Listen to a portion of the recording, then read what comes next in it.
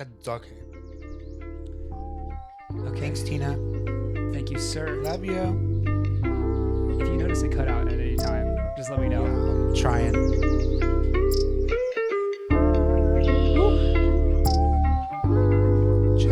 Check. Yep. You're good. I'm nervous it's gonna do it like an hour in. Well, that's excellent. We'll just cut it, and then we'll bring it back. That's true. It's. I was just like, Do a oh my commercial god. break. Yeah. So hey guys, if you're wondering what happened, we had technical difficulties. It's fine. We're back at it. It's fine. It's okay.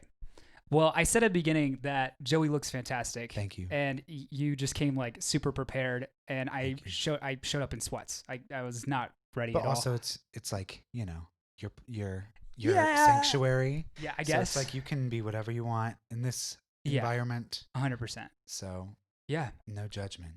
No, I feel you. You're saying like, oh, you got to look your best. You got to look good for yourself. Yeah, And I look feel- good I for feel that you. one. No, 100%. Mhm.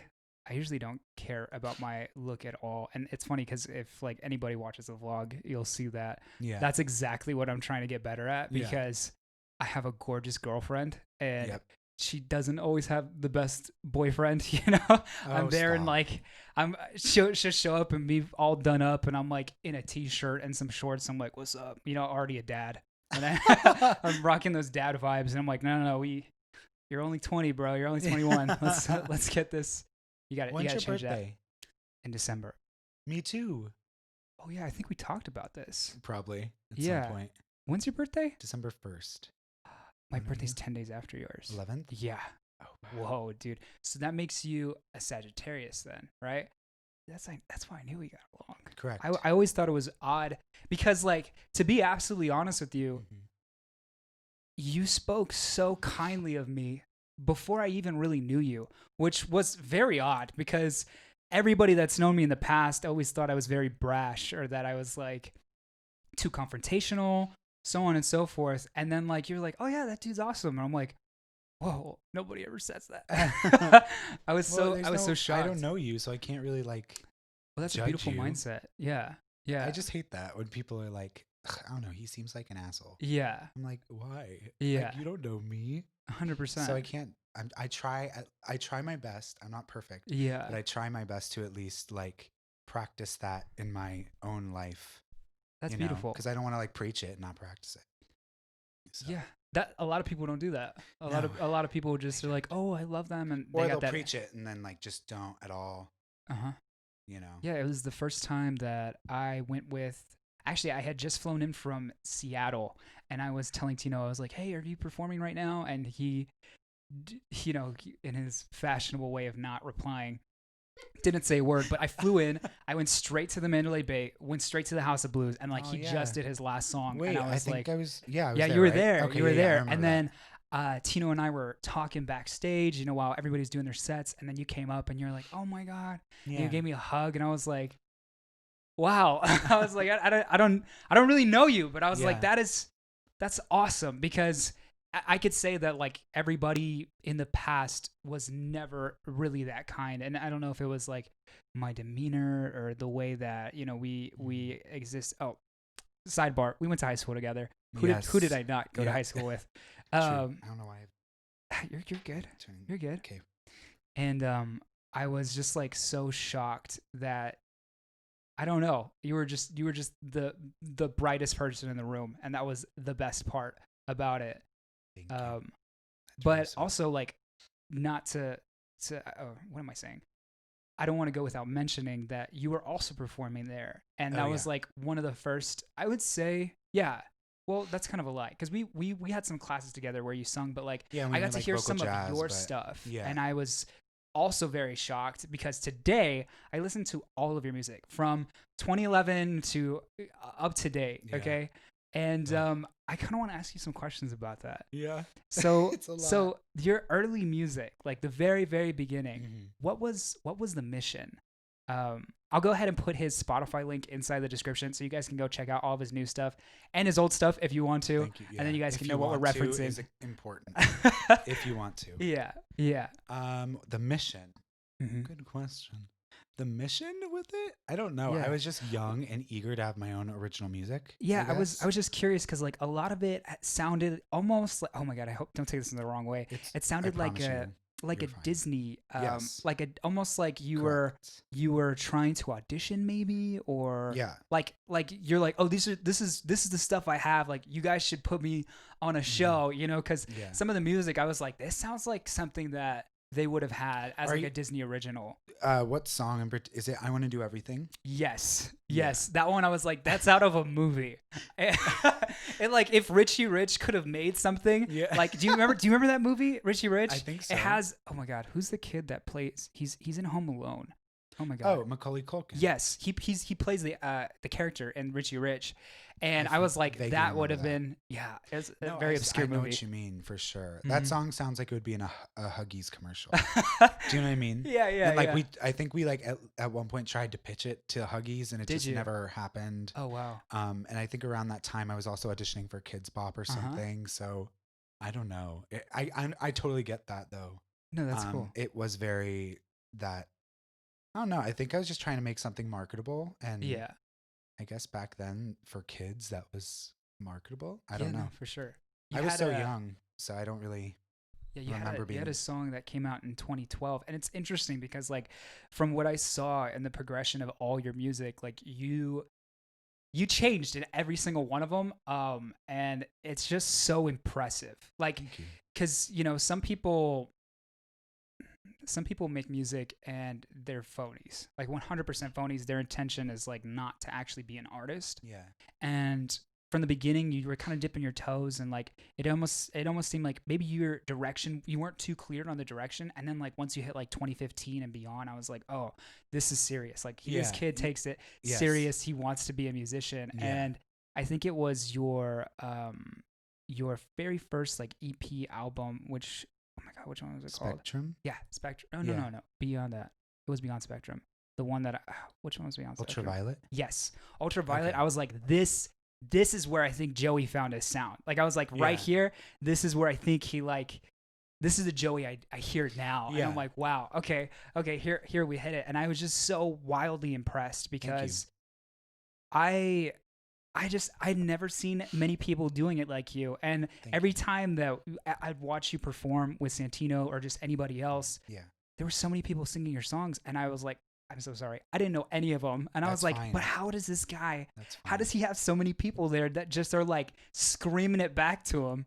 And I didn't It's understand one it. word, lucky, and I'm very blessed to have the friends I have Yes. because they're incredibly supportive. So Yeah. No, it was so cute. sorry, I didn't mean to cut you off. No, you're tell me to be quiet. It's about you, okay? Enough. We what was I saying? You when I saw you performing, I was like, oh my god, I can't believe like this dude. I didn't understand the hype originally. I was like, Yeah. okay, cool, but why is that? And then I went to go look at your streams, and I was like, it's not Loveline. It has love in it. It's 67,000 streams.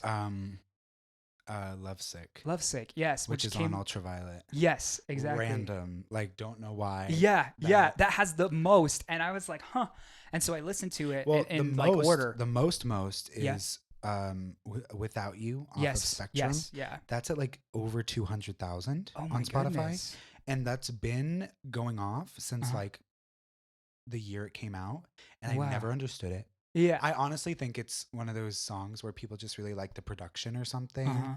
Especially like I see on YouTube when people comment, they're just like, "What's this instrumental? Like who made it? produced Yeah. this?" Yeah. So I think it's just more of like people are wanting to use the song in videos they make or whatever creative outlet they pursue. Yeah. But yeah, I don't know. I think Lovesick is probably the same case. Yeah. I don't know. Well, everything like from your project starting in 2015, like it's all felt very advanced. Like the stuff that I was making my junior year, which it sounds terrible because I haven't even put out any music. So like, who am I to speak? But Yeah. the stuff that I was making in junior year was like nowhere even close because you had like this production and all this stuff, and I'm like, wow, like just so shocked, Thank just shocked. And I actually had heard about you before I even really knew you. Um, I can't remember his name. I can only remember his handle. It was King Cod. King what's his name? Jakai. Jakai. Jakai. Yes. And he was like, "Oh, I'm working with this kid and so on and so forth. His name's Joey. He's like he's over there on that side of the school." And I'm like, Yeah. "Oh, okay, cool. I don't know him. I don't know who this guy is." And then ever since I really got to, I guess you could say, like, get to know you through the team. um what is the name? What do you guys call it? I don't. Sound Sound City. City. Yes. Yeah. Ever since then, I was like, oh, okay, I've heard of this guy before, and like, I just I can't say it enough. Like, if you guys, I implore you guys to go and listen to all of the stuff that you've put out, because it's just like it's very inspiring. If anybody is starting to make music or wants to make music, like, you it was kind of unapologetic. Like, you weren't the best, but like, you've grown, and you've grown to a point where I'm like, bro, how come this is not like bigger than it is? Thank you. Because I don't did Santino produce the last Yeah, album that you put Santino out? and I did Serendipity together, Yeah. all of it, Yeah. And just him and I. So oh my that one's like goodness. really special. Yes, and That's it probably is. my most. It is. It's Tell me about it. Like, tell me about Hmm. why did you name it that? Where did this project come from? Well, Mm, I let's see. So, Talkative, which was my third album. mm-hmm. It's also a lot. Like, why do I? I just think about it. I'm like, why do I have 4 albums? You know what I mean? But also, it's like whatever, because I'm Yeah. more of a person that likes to create projects instead of just singles. Because Yes. I have concepts that I like to um, go with instead of just like a song idea. You know. So anyway, Talkative came out, and then I'm one of those people where once something is done, or even before it's done, I'm thinking about the next thing. Like, I'm already thinking about the next thing after the next thing right now, because I mean, I have so much time on my hands because of COVID and everything.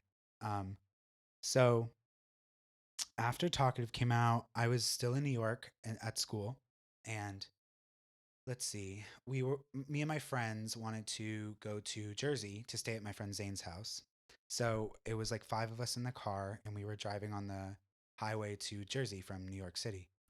And um, at like this particular week, I was very confused. I was like, I don't know what I want to do next. Like, Talkative seemed like the best I would get. I was kind of scared to just even go further because I was like, I'm not going to be able to top that. I don't think I'm that good of a writer to even like go deeper than that, Yeah. because I talked about things that were very, very personal to me on Talkative, like my grandfather's death and masculinity, toxic masculinity that Mm. surrounded my life, my 20 years of living. And we were driving to Jersey, and my friend Julia was sitting in the back seat, and I was in the front seat, and we were listening to Tourist History by Two Door Cinema Club, Okay. and uh, she just randomly says serendipity, like out of nowhere, and I'm like, what? Like, what are you saying? Why are you saying a random word? Yeah. And she was just like, I don't know, it's like my favorite word, and I was like, why? And she was just like, it means happy accident. It's like everything that's good in my life is a happy accident, and I was like, oh my God. I was like, that's like really beautiful. And then Yeah. she like wrote it on the window with her finger because it was like cold out and, Uh, it was foggy. And I just looked back at it, and I was just like, this has to be like a sign, because yeah. I was wondering what I wanted to do next. And I was like, you know what? I'm going to do it. I was like, at first, I didn't even like the title. I was just kind of like, that's not really me. Like, serendipity just didn't sound like something I would put out. Yeah. But I was like, I'm going to take this as a sign, and I'm going to follow it, and I'm just going to do it. And so Tino and I had worked together on Talkative, and I was like, I had spoken with him before this, and I was just saying, I really want to work with you more, possibly on the next album together, like fully. And he was like, I'm down. And Tino and I weren't even like close at this point. We were just like acquaintances. So I came home from college and for summer break, and we met up, and well, he came to the Talkative release party, and then we met up and started making the album, and it was just like really crazy because everything just fell into place. Yeah, everything that happened on that album is like completely serendipitous. Weird things, like, things just fell into place so perfectly. I can't even tell you. It was like the universe made the album, not even us. It was very strange. Wow. That's Yeah. It's gorgeous. Yeah, I wish I hear you on that because like when you write something and it just like when people when they ask you like where did you get these lyrics from or where did you and you're like I have no answer. I Mhm. can't answer you. It just like popped in my head and it went with it and this melody like I don't know where it's coming from at all. And I think that's like the beauty about I think a lot of times like making music is nothing like owning a business necessarily. It's not it doesn't have a model to it at all. And when people try to make a model out of it, I'm like that's disingenuous, like 100%. A lot of it just is this beautiful culmination that just comes to you and you have no answer. You know, like it's almost like a thing from God. Like it just Yeah, it just gets dropped in your lap and you're like, "Okay, exactly. this is I'm just going to run with it." And Hmm. that is And a lot of the that's lyrical ideas for that album truly mm, just came to me while I was like driving from or to like sessions with him, yeah. just randomly.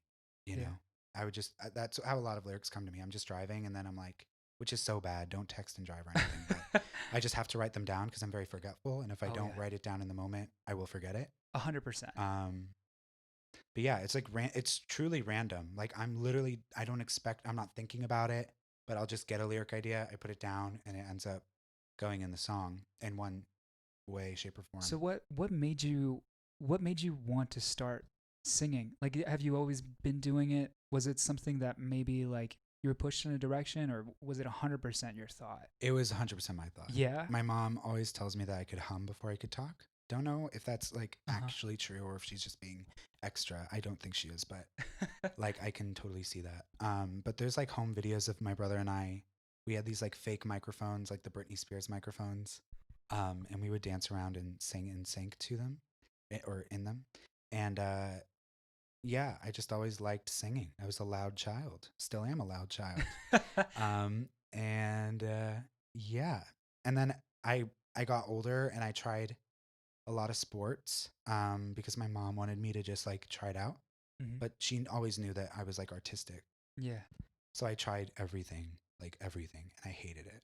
Did you? Like I was the type of child that sat in the field during baseball games and picked grass and sung. Yeah. And one day I got hit in the face with the ball because it was coming towards me. And my coach Did was you like, really? Joey, get it. And I was like, no, I'm singing in the Wow. field. Wow. So yeah, that was me. And then after a while, I think like soccer and tennis were the last two that I tried. And I Uh-huh. actually really enjoyed soccer and tennis. Like I still play tennis with Tino, actually, I do. Really? Um, and yeah, and then I just kind of stopped and I was just like, put me in singing lessons, please. And so my mom did. And that's when it all took off. And I was 7 when I started singing lessons. Wow. It So shows. thank 100% you. it shows. Like Yeah. I uh I don't know if you get upset by this comparison, but like everybody compares you to Sam Smith. Yes. I don't get And upset. don't you don't? Good. I think it's a compliment because he's amazing, like stunning. Yeah. Or they are amazing, Uh-huh. stunning. Um, but I just hear it so often. I'm just Mhm. like, okay, but like I want to be Joey, you know. Yes. But Yeah. it's not a bad thing. I You don't want to be ever take offense recognized to for it. you. Yeah, because I like to think that I have my own thing and style. Hmm. At least I strive for it. I don't think I'm there yet, but I'm trying, and that's all that matters. Truly. That's all it takes. I mean, like whenever I feel so weird talking about music. Like mine personally, because like Well, it needs to get out. That's why. exactly. Like I talk, but like nobody knows what I'm talking about. I know, but one day they will. Yeah, no, for sure. And anytime that I like show somebody, like I mostly write like, By the way, send it to me, please. well, after this podcast, I'll show you some Thank of you. it. Yeah, 100%, Beautiful. absolutely. And a lot of times, like when people hear it, they're like, "Oh my god!" Like, because I write a lot of rap music and I write a lot of like R&B, stuff like that. And all the rap music, they're like, "Oh, you sound kind of like Logic, and you sound like J Cole. Like if you just put them together." And I'm like, "Oh, I don't want to sound like them," Yeah. especially because I'm like, that's like, it's a compliment, but you're also like, oh, I don't want to seem like a poser, I don't Yeah. want to seem like somebody that strives for that sound. I want to strive for my own.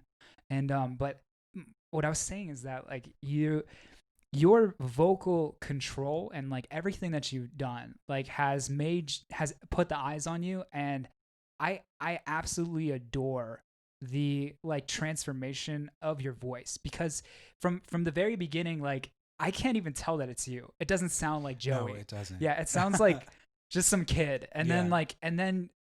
like I said, around that 2015 time, like I was like, oh, here's his sound. Like here it Yeah. comes, and it's just Well, it's just funny to hear this from an outside perspective because mm, it is. I just want to. I always wonder, like, when do people, I think, start identifying, like, my sound, like mm. what they see, throughout my bodies of work, I guess. So it's interesting to hear that it was in Ultraviolet because I don't think so. No. Like personally, if I'm gonna be really honest, Yeah. I don't think because I got my tonsils out last summer, right? Okay. So I had my tonsils for all of those projects. Yeah. And Serendipity, well, actually, half of Serendipity was recorded with my tonsils in. However, I think Serendipity was like, I don't know, ever since I got my tonsils out, I feel like I'm really starting to find myself Yes. in my singing style and in my vocal production and like how I like to arrange my melodies and background vocals, everything. Mm. Uh, so yeah, it's interesting because I feel I'm really starting now, and with Serendipity, I did Oh yeah. a little bit of talkative, a little bit, but Mm. not too much. Yeah. No. Like what I mean by your sound is something along the lines of like this is where you as an artist became you as an artist. Mm-hmm. So like you're Yeah, for sure your vocals have changed yeah, significantly. Like you were obviously as you know boys are younger you're higher and then it just mm-hmm. started to like get more into your like I don't know your chest. Like you were Yeah, really starting to sing out and like mm-hmm. I think it was ridiculous. That was the first belt I heard and I was like, Mm-hmm. "Oh, okay. Yeah, Here's Joey. I can hear him. yeah, He's coming." yeah. And yeah, it sucks. Like did you feel like you getting your tonsils out had anything like any impact on your vocals? Well, I was nervous to get them out because Yeah. I was so familiar with having them in and just singing with that. Like, I don't. They were literally this big, Oof. like golf ball size in my throat, and they were touching, and they were actually preventing me from breathing while I slept. It was that bad, so I had Yeah. to get them out, like literally for health reasons.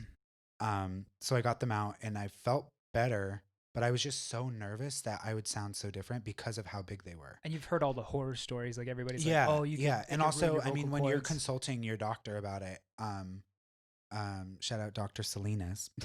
But when I was hitting him up about it, he was just telling me like uh your voice could change significantly. I have to tell you that because I don't want you to be like surprised if it does. Oh my So, god. I going into the room when I on the day that I got them out, I was just like this is the last time I could literally not sing cuz I'm always, you know, but Yeah. it's not like they're going to snip a vocal cord or anything crazy. Yeah. But it's just scary because you may not even sound like yourself anymore. And I had already had 3 albums out by that time, and half of Serendipity was done or something. No, quarter. So I was nervous. Like I wouldn't be able to finish Serendipity. I wouldn't be able to make the same. I would make the same type of music, but I just wouldn't be identified with my past work anymore. Yeah. So it was interesting, Yeah. but it worked out. I had written some stuff before I got my tonsils taken out, and I couldn't even imagine singing it anymore Yeah, because I mean, like, but to be absolutely fair, I've never been like the greatest vocalist, and I never really tried. You know what I'm nice. saying? But you guys always hype me up, but like it's a muscle.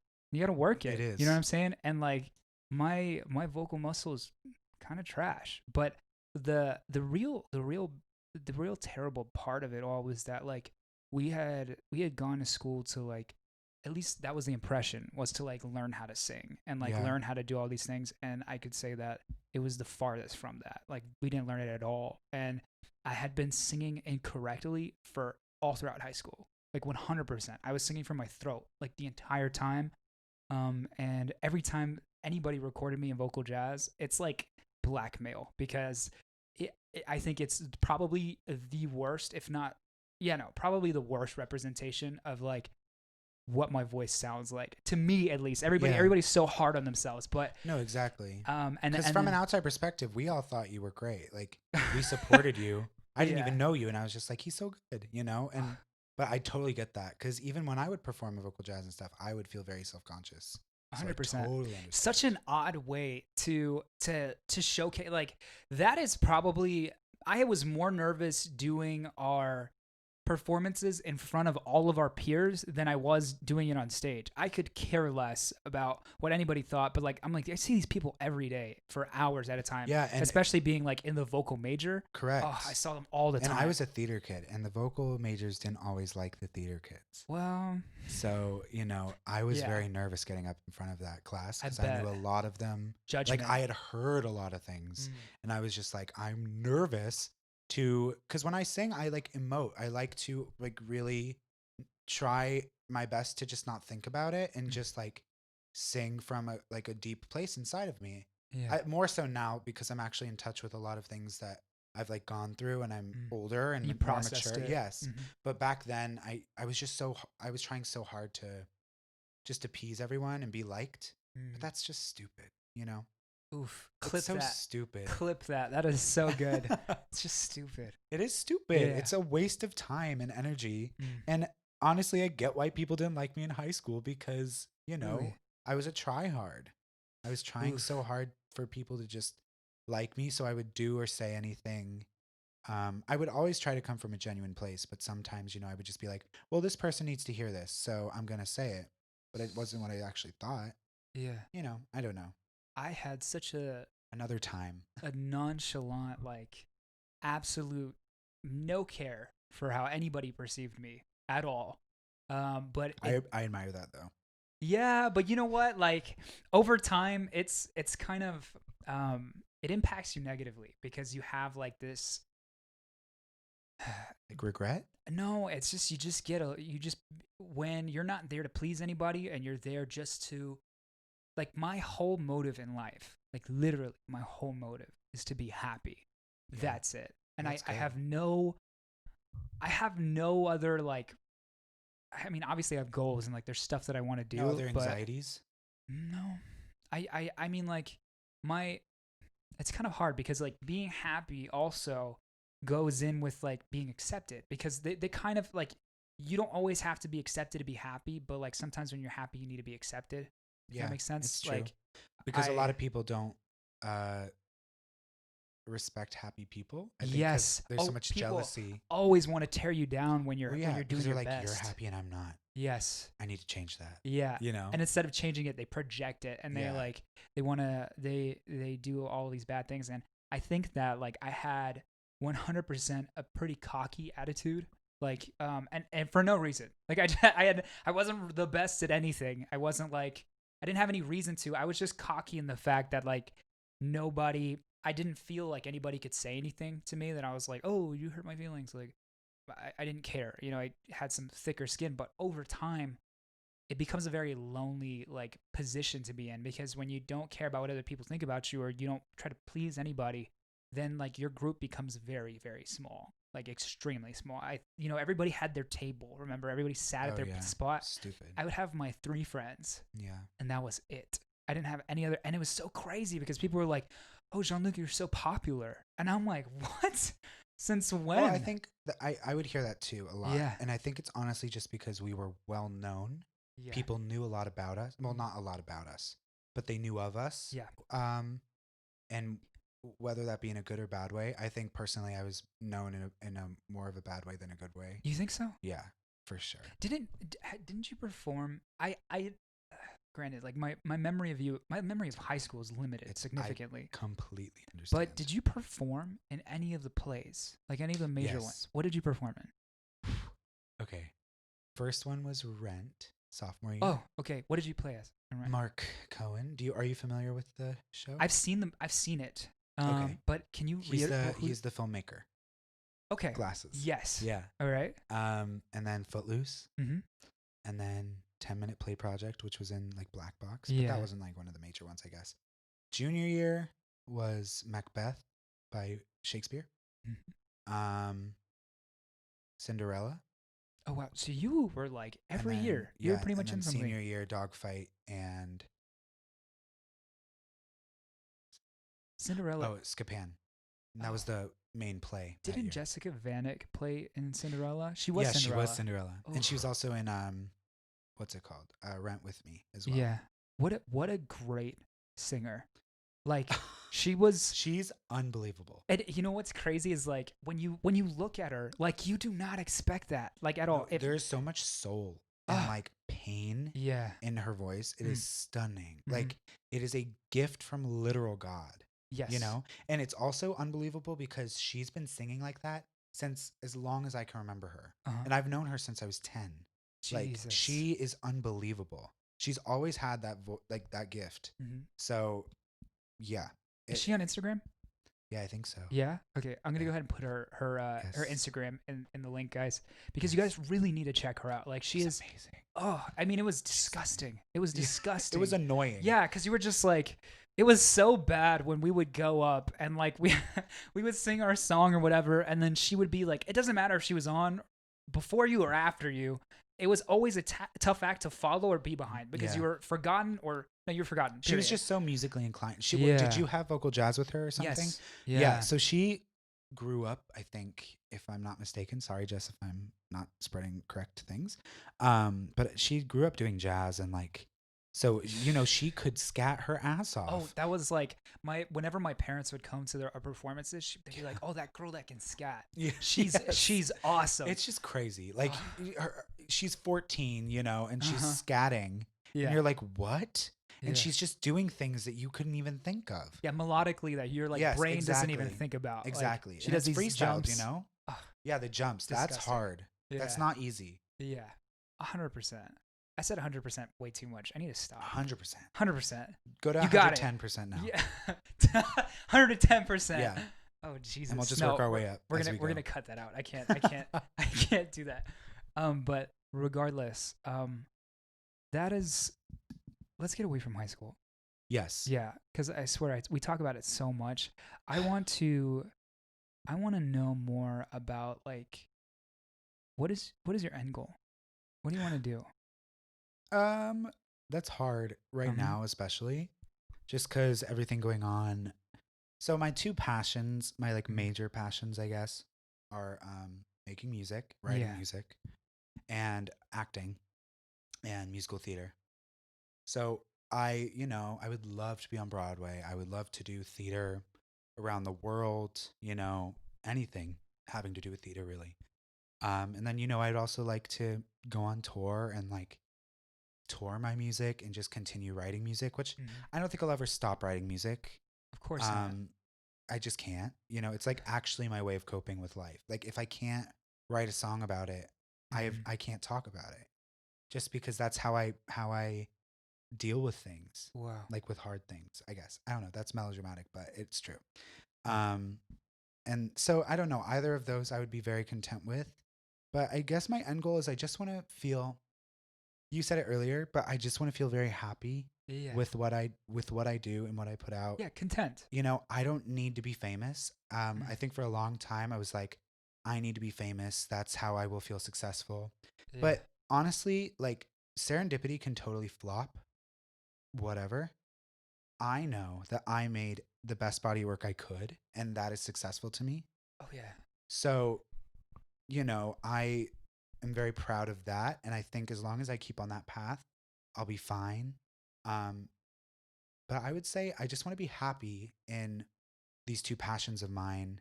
And, of course, everyone wants to reach some sort of success in those fields, but I just want to feel like I'm learning all the time. And I want to feel like I'm the best artist I can be. Just growing. Truly. Yeah. Yeah.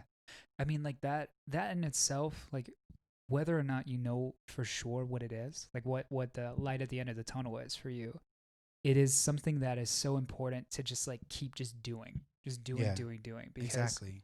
you are so like in my opinion, and I'm biased, but I think you're so far beyond like your peers, like Thank you. and not like no disrespect to any of the people that are in this space or the people that you work with, but like vocally and conceptually, you have transcended a lot of things that a lot of people our age don't do. I mean, like I hear some of the stuff that you put and I was like, oh my God, like if Ariana was on this, it'd be the best. And it would hit. It wouldn't just be like, oh, it's Ariana on this track. Like, who's that guy? I want to know who Thank that you. guy is.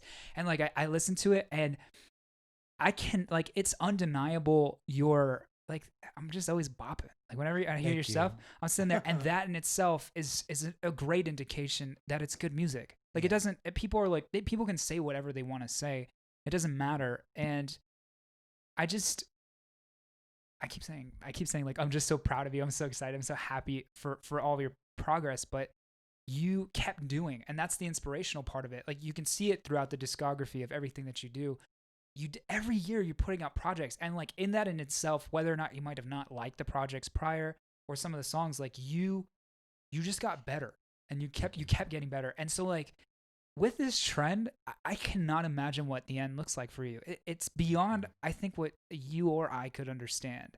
And I am envious of that because that is probably one of the biggest things that I've ever struggled with in Mhm. my development is so worried just Yeah. for whatever reason. Absolutely no reason But to that's worry. so okay.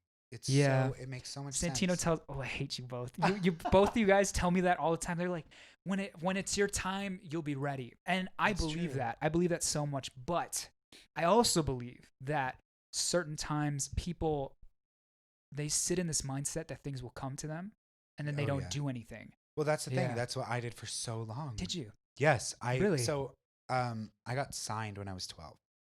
To where? 12. Where to? Sony.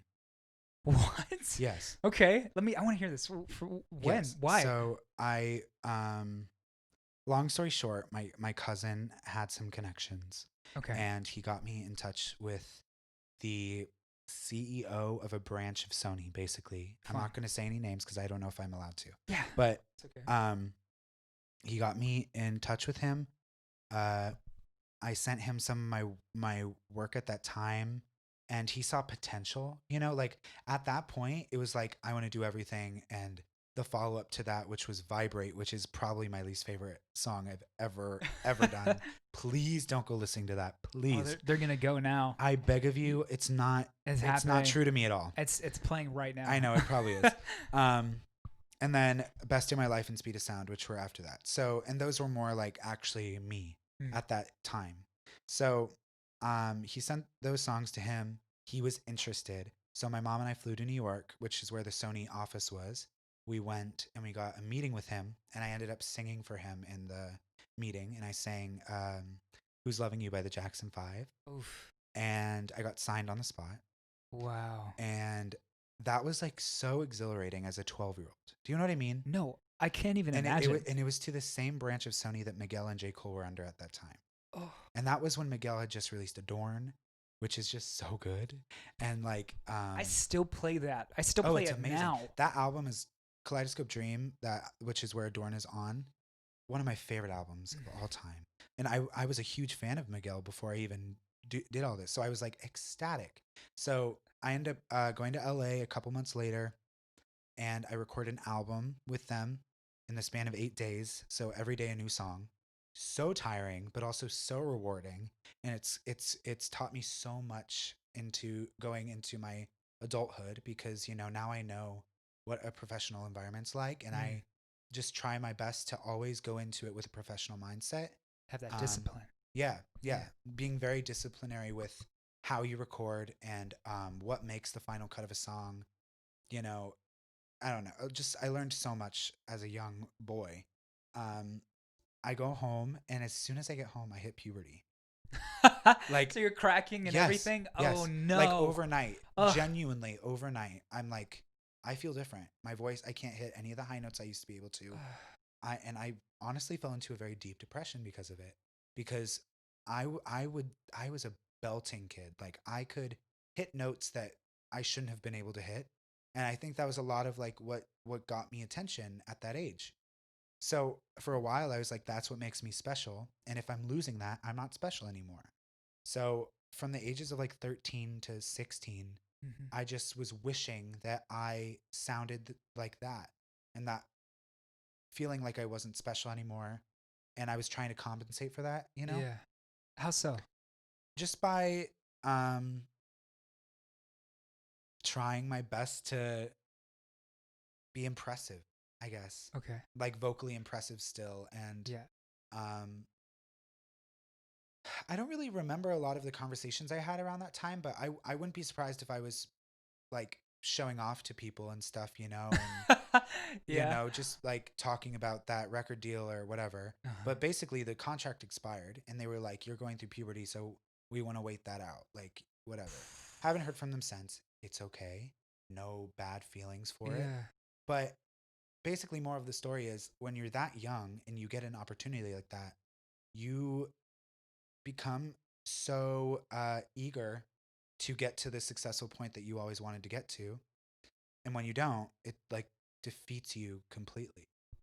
Mm. So, yeah, I feel like my whole life since then, I've just been trying to work back up to this place where I'm okay with what happened, And it's like, instead of thinking, oh, what could have been, just thinking that did happen and I'm grateful for it. And so I Wow. think now I'm finally like 20 years old, almost 21 this year. I'm finally getting to that place where it's like, I am just happy it happened. And I can't reminisce on it like that because that's a waste of thought and time. And Yeah. and I'm lucky that I even got that opportunity because there's so many people that deserved it way more than I did who Oh, didn't get stop. it. No, but it's true. There Okay. there are so many talented people in this world, like you, Mm. like Tino, like Jazzy, like all of Sound City, and not everyone gets that opportunity. Not everyone gets an opportunity. And I'm praying to God you all do because you deserve one. But I just have to think I'm lucky I had it, and I'll be lucky again if I could have anything near that. Let me You tell you, know, my friend, you will. And I'm thank not you. saying that. Like I don't like to tell people like I told you I don't bullshit. Like that's not something Yeah, that I do. And um that's why I was so excited that you said you wanted to come on today cuz I was just like, "Oh my god, you're going to come and talk with me in my room?" Like what?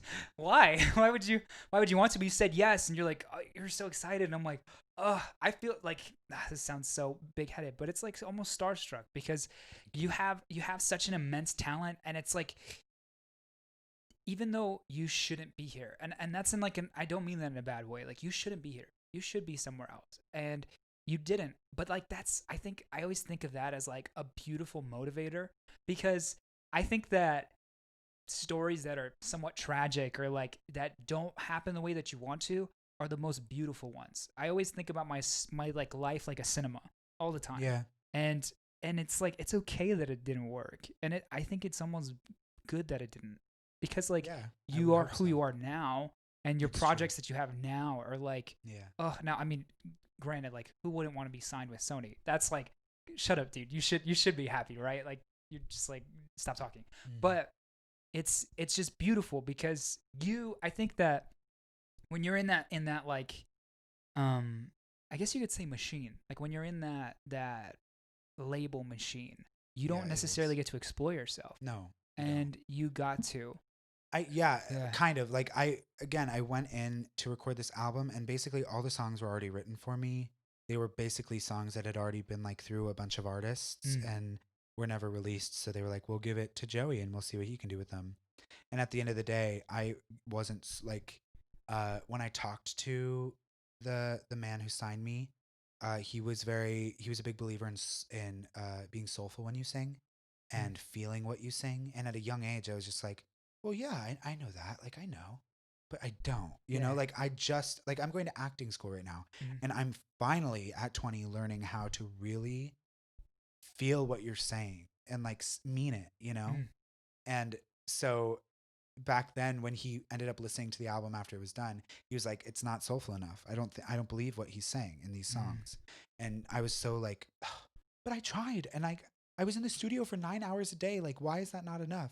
But Yeah. at the end of the day, I get it because I was 12 Mm. and I couldn't do that to the fullest extent. No, I hear you. So Like even now as an adult, like I had a very troubling um like late teenage years, early 20s. I'm still in my early 20s, but like yeah, a very very rough and like arduous, I guess you could say, journey where yeah, it like forced me to kind of open that where you're talking about like get to really feel what you're feeling and you were kind of understand forced to it. grow up. Yeah. Yeah. So a lot of the people don't know, but I was kicked out when I was 17 Yeah, in high school. It was my beginning of my senior year. And it was a very um uh rough experience, and not rough in the fact that like to keep it short, like I just never got along with my stepdad. Yeah. Like we would fight about everything, and Mhm. it got, we would get physical and things would get bad. And then so after a certain amount of time, I was like, fuck that. I don't want to deal with that. And so one day I was like, okay, I don't want to deal with this. I'm walking out the door. And it's like, all right, if you're gonna walk out the door, boom, they locked it, and they're like, that's it, you're not coming back. And then there's plenty of times where they're like, come back home, and I was just like, no, like if it's that toxic, like we're not gonna do that. And have very very troubling past. I'll probably talk about it in future episodes, but Yeah. like, to put it simply, I had to figure out what I was feeling and why I was feeling quick, because I was paying my own bills. I was like living on my own and doing all that stuff. And like now it has taught me so much on how to prioritize, I mean, like this, like everything in here, like this is my space. This is, Yeah. and nobody ever But gave that's so anything to me. amazing. Um, Like, you have to pat yourself on the back, because that's not, and you might be uncomfortable hearing this, but it's no, fine. go But ahead. that's very difficult to experience at that age. Yeah. Um, and you should be incredibly proud that you were able to find a light at the end of the tunnel. And I can only imagine how hopeless that must have felt, and like how you never thought you would come back from it. You Oh no, were, 100%. yeah, And that's where why I even bring this up is that you were talking about like that feeling when that deal dropped, and like yeah, you were super depressed yeah, because you were like, what do I do with myself? How do I don't know if I'll ever reach that again. And correct. it's crazy because I was very convinced of myself that, like, oh, in my head, I've always had huge dreams. My follow through has always been trash, but that's what we're working on.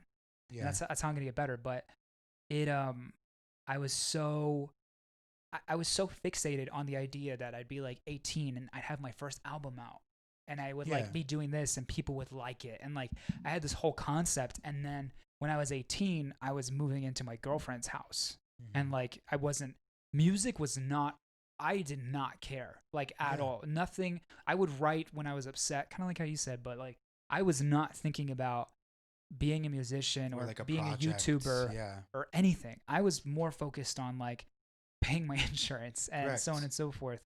And that's like the sadness you feel. I know that you're probably like, oh, that's far worse, but like I actually think that losing a deal like what you describe is probably just as bad, if not worse, because you feel like you're put on this like this next level of success, and it was kind of stripped from you because of your growing up in puberty, which like I almost I wish I would have had that, like puberty wise, because like this is side note, but I never went through puberty. Like I did Really? technically, Yeah. but I never had like these spurts that everybody And you never has. like noticed it really. Was it No. just gradual? Yes, Gotcha. extremely gradual. Like Interesting. grew an Do inch you a do you year. wish like it had happened faster? Is that what 100%. you're saying? Yeah, Yeah. so then I could like I get it understand that. cuz I never got it. People Yeah. and it was so weird because like Gianni and Dante, imagine, Yeah. were like this short to me. They were this tiny. They were And then yeah. like in 2 years, they were both 6 feet tall. And Yeah. I'm like, oh, for reference, guys, I'm 5'7". So I was like so shook because I'm what? And I was like, these guys are like the little bros, and now they're Yeah. like, now they think they know some shit. I'm like, all right, hold on. Um. Yeah. Anyway, so yeah, but that was a complete side note. The I felt so like lost because I'm sitting there with my girlfriend, and she's just like, well, I was always kind of like just like sad and angry, and I couldn't figure out Yeah. why. Like, I But had no rightfully reason. so. What's that? Rightfully so. Yeah, I guess so. You have I to mean, you have to forgive it yourself. was a really weird experience because, believe it or not, like my family kept telling me that I was wrong. Like they were Mhm. like, you need to go back home, you need to do this and that, and I was like, no.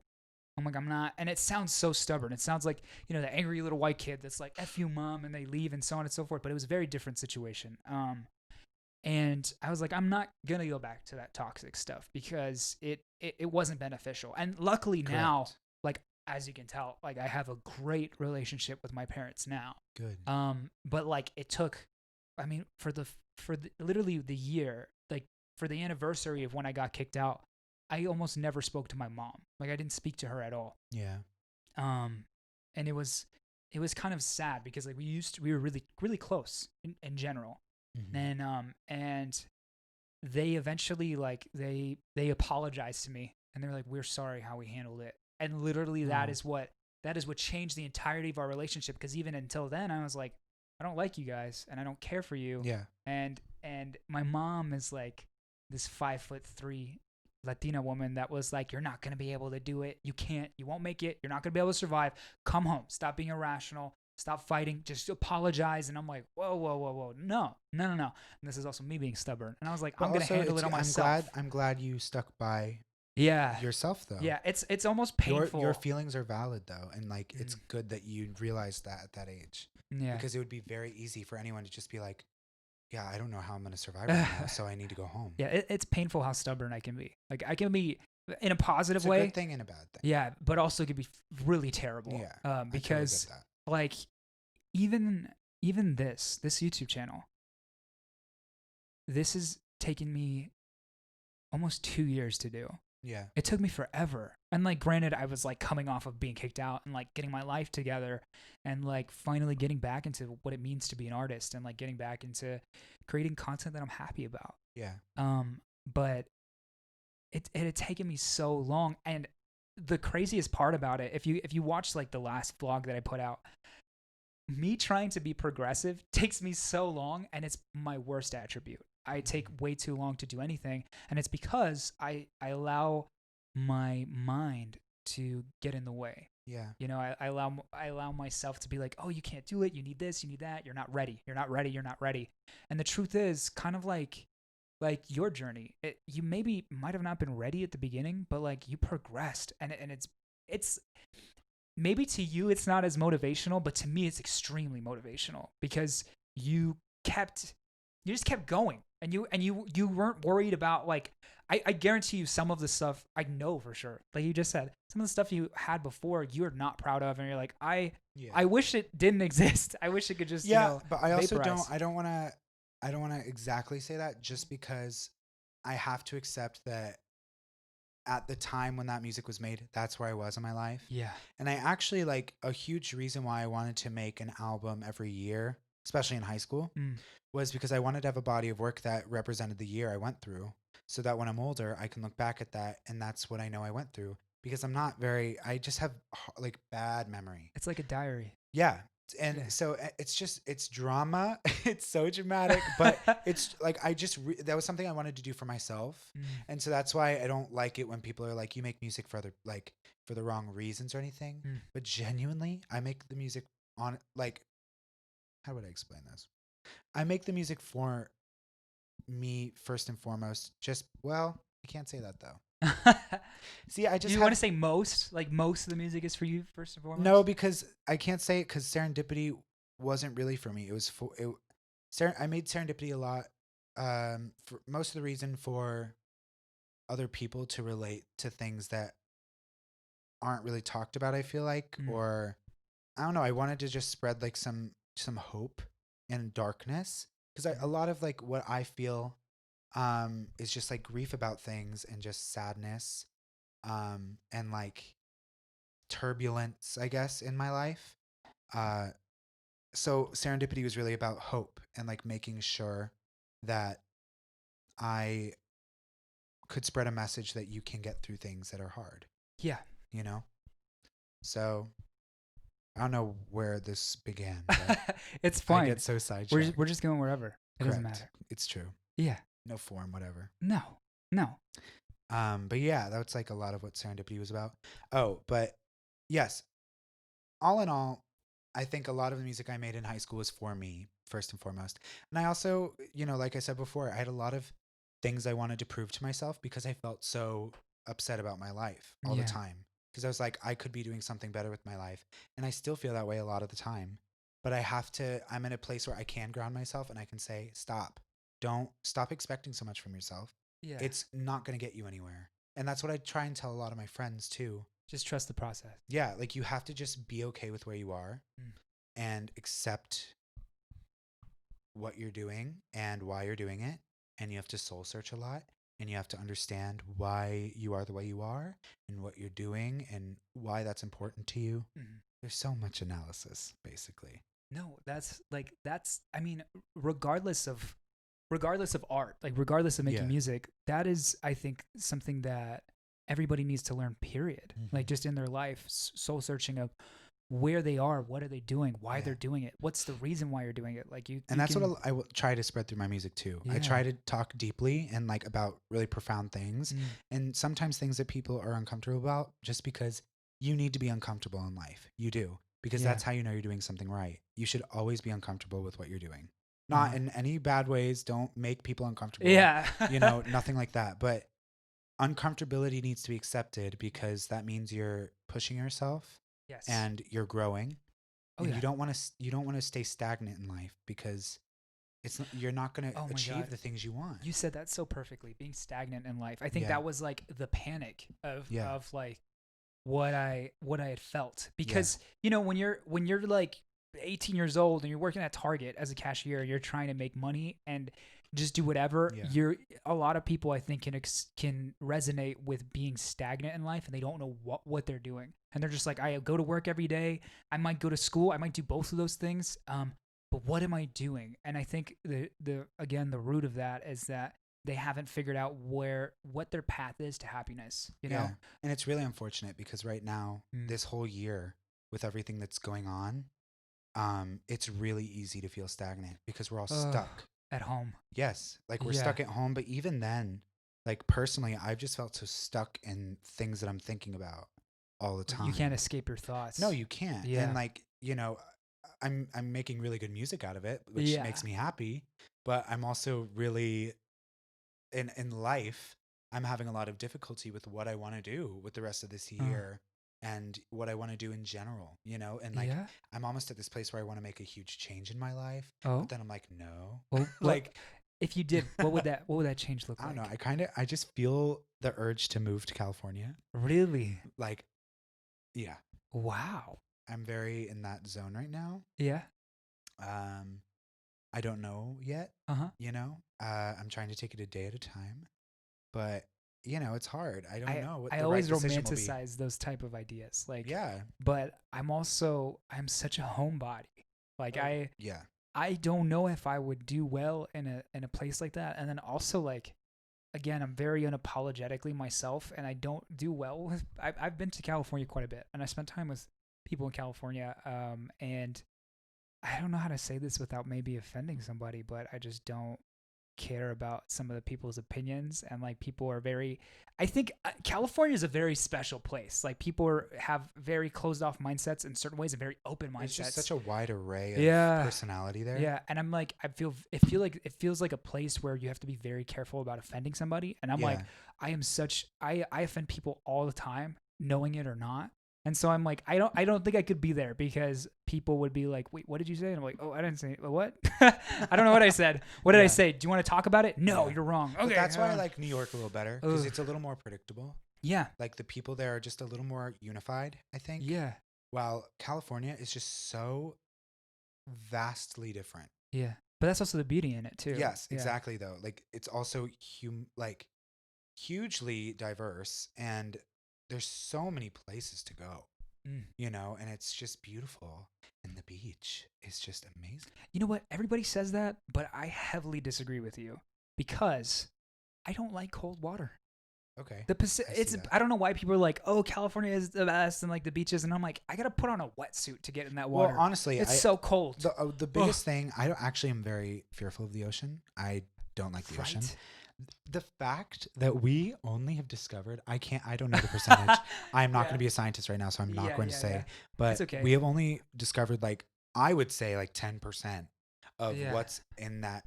It is scary. Like every time I see you Holy- ever seen those Jaw posters, like for Yes. the shark, and it's this person on a float, and then there's this huge Yeah. yeah that freaks me out. Me Like too. people, whenever I see, we talk about anxiety. Whenever I see like in a movie when they're just in those huge waves and somebody's just floating, it freaks me out, because I'm like, imagine if the sea wasn't there. Mhm. How high are you off the ground? Yeah. right? That Oh is my God. crazy. Like to think Yes. about that. And that's literally what it is. And Like, it just gets deeper yeah. as you go out, Oh, and like the fact that you can get pretty deep and it's already like you're oh, it's already like really freaking high. me out right But now as I'm think thinking about about the it. middle of the ocean. Oh my God. What? Like that is insane. And just like imagine if there's like things touching your feet. You're like, oh, fuck that. I don't want it. I don't want it at all. But to be I fair, hate the ocean. I have like a very traumatic wow, that's really Don't say you had a traumatic experience with the ocean. not Did the you? ocean, but Oh, water. what was it? Yeah. Do you mind When I sharing? was a little boy, I'm probably exaggerating this. My mom will definitely call me out for this. Or whomever was there. I don't know. I was however young. And my family, we all vacationed to Mexico. Actually, there's two separate occasions. So, but I think this was the first one. And when we went to Mexico, and all of my cousins and my family members were by the pool, and I didn't know how to swim at all at the time. And I had my older cousin Maddie, which I'm actually about to go to her wedding, which I'm super Oh excited my about. gosh! Congratulations. Yeah, sure, for sure. She's not the person I love her to bits, but it's like it even shocks me that she's getting married because she's just one of those like free spirited How people old that is you're she? like, oh, well, I don't know. I think she's 28. Okay. I don't Cool. know. I actually okay. really don't know. I'm such a bad Sometimes cousin. you just have those cousins. You know what Yeah. I mean? Well, she's gonna probably like wring my neck because I should know this, but I really don't. It's okay. But Sometimes I forget how old my brother is. I just can't keep track. that's like my parents. Yeah. I Oh, forget how old they same. are all the time. Oh I'm my like, God. you're somewhere in your 50s, right? Yeah. And they're like, somewhere. I'm 53. And I'm like, Yeah. oh, okay. Yeah. I didn't know age mattered past 50. Like, you're either 50 Yes. and then you're either 60. Yeah, when they were in their 40s, I could always tell. Yeah, I feel yeah. like, or when I was younger, maybe I just had a better memory. Don't know. But now I can't recall. No, Like not at at all. all. I always think my mom's like either 51 or 53. I don't know. I don't know which one Yes. it is. It's one of those two. Anyway, so we were in Mexico, and my older cousin Maddie, she was like my older sister at the time because my mom, when I was younger, my parents were like they worked a lot, and my mom's a flight attendant, so she was never. I don't want to say she was never around, but she was always flying. And my dad was too busy with his construction business that they didn't have time to watch me, so they would give me to my aunt, and my aunt had my two cousins, and that's why we got so close. And when I grew up, I literally thought they were my sisters. I didn't know. Yeah. And we look very similar. I mean, like I grew up in a Mexican family, and I'm like the whitest one, but she's like the same kind of white. So, and we both have colored eyes, so Yeah. we look similar in that aspect. And so, anyways, I see my other cousin, like they're in the pool, and she's like hitting her or whatever, and I'm like, don't hit my sister. And I was like upset or whatever. So I march over to her and I go to push her back. And as I go to push her back, she turns to her side, and I just go head first, into the water. And I don't remember much else from that. So supposedly I went in and like blacked out because I couldn't swim, and I guess the way that I went, I pretty much dived How old straight were you in. again? Like 4 years old. Oh, really, wow. really Yeah. small. And then that's just so bad because I don't even know if this is my memory of it or what I've been told of it. But supposedly, like, I got out and I was just like throwing up water because, I'd like sucked in so much. So I was already like, I don't like water. Yeah. It was not my thing. And then later on, I went with some of my other family members to Hawaii, and my dad did that. Everybody says like, oh, my dad threw me in a river. My dad literally threw me in a river. But granted, in my head, it was like a raging rapid. It was probably waist deep. But like, when you're small, Well, yeah. that's like gigantic, right? Yes. So ever since then, like, well, not ever since then, from then until I was like 15 years old, I was terrified of the water. Like I could swim, but like getting me in, I would get super anxious. Like I would never go to a water park ever. And I would never like go down a slide because, you got to go down it and then you fall into deep water. And I'm like, Yeah. hell no, I can't do that. I'm going to sink. Like I was so convinced. So adding that on to like my fear of the depths of the ocean, Yeah. it was just the worst. Too much. And my mom, in my mom being a flight attendant, I've flown all over the world. Like I've been I don't want to say pretty much everywhere. I've been to most places in Europe. I've been to a lot of Central and South America. I've been to Japan, Asia, Wow. and like Russia and the Middle East. Like I That's haven't touched. amazing. Yeah, yeah. And so I would always get like extremely anxious on all the flights that went over a major ocean because I'm like, if we crash, I'm dead.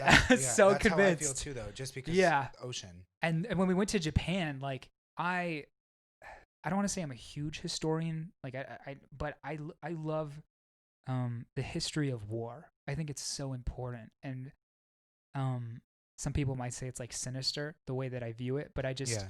I like to I think it's so important to remember what happened and to see these things because they're always, first of all, you grow like you garner some gratitude in consideration to what they went through, just so that we're not like speaking German right now, you know? And so you're like you just like I could almost seem like the hardest person. I don't cry. I don't really do anything like that. But if anything has to do with war or like brotherhood, I just start bawling. I have no idea why. It's just this thing in me that like it's my tearjerker. I watch rom coms. I'm like, this is dumb. I can't sit through it. Yeah. But it's always those. And anyway, so I'm getting off track here. No, it's okay. We you know, I've seen so much, and like with the war in World War II in the Pacific Ocean, like whenever there was a battle in the ocean, like soldiers when they would go overboard would be eaten by sharks, you know, in the Pacific. So in that thing, I always thought like every time I cross the Pacific Ocean, I'm like, if I do survive it, I'm gonna be eaten alive by sharks. And that to me, it was, I would literally, you ever do those? I see these memes sometimes on TikTok or not memes, sorry, like GIFs or videos of where people will like put their head below water and then they don't see anything and they put it back and it's like this shark coming at them. I used to, that's how I used to think when I was in a pool. Yeah. I would like not look towards the deep end because I'm like, if I get underwater and look towards the deep end, there's like a giant octopus or something trying to kill me. I've always had an irrational fear of something being in my pool. Right? Like right? always. I saw this one video on YouTube. I think it was one of the dudes shoot, I can't remember. Where they put like a huge anaconda in a pool, and I don't know if it was an anaconda, but it was some South American snake that could swim in the water, so it had no problem, and it was just like it was like a fish going through it. And I'm like, that is terrifying. Yeah, I'm not a fan of snakes. Again, another fear of mine. When I flew to Argentina and Brazil, you got to go over the Amazon forest. And I'm like, if we crashed here, we're no survival. I could not, not at all. And that's something that I've always been heavily intrigued by, because as much as I'm scared of things, I love to push myself very hard. And it's probably one of like the best attributes of mine, but also one of the worst, because I push myself too hard sometimes, where I'm like, yeah, you can take it. And then I'm like having a panic attack and I'm like, I can't do this at all. We were talking about our fear of the depths. Like I really want to go scuba diving, but I can't imagine myself going scuba diving. I could never. Right? If I came face to face with a fish, I would be like, oh my God, I'm done. Like I'm done. This could eat me. Yeah. You never know. It's like a little salmon. It could be a fish that hasn't even been discovered. You never know. Oh. Right? Imagine. Oof.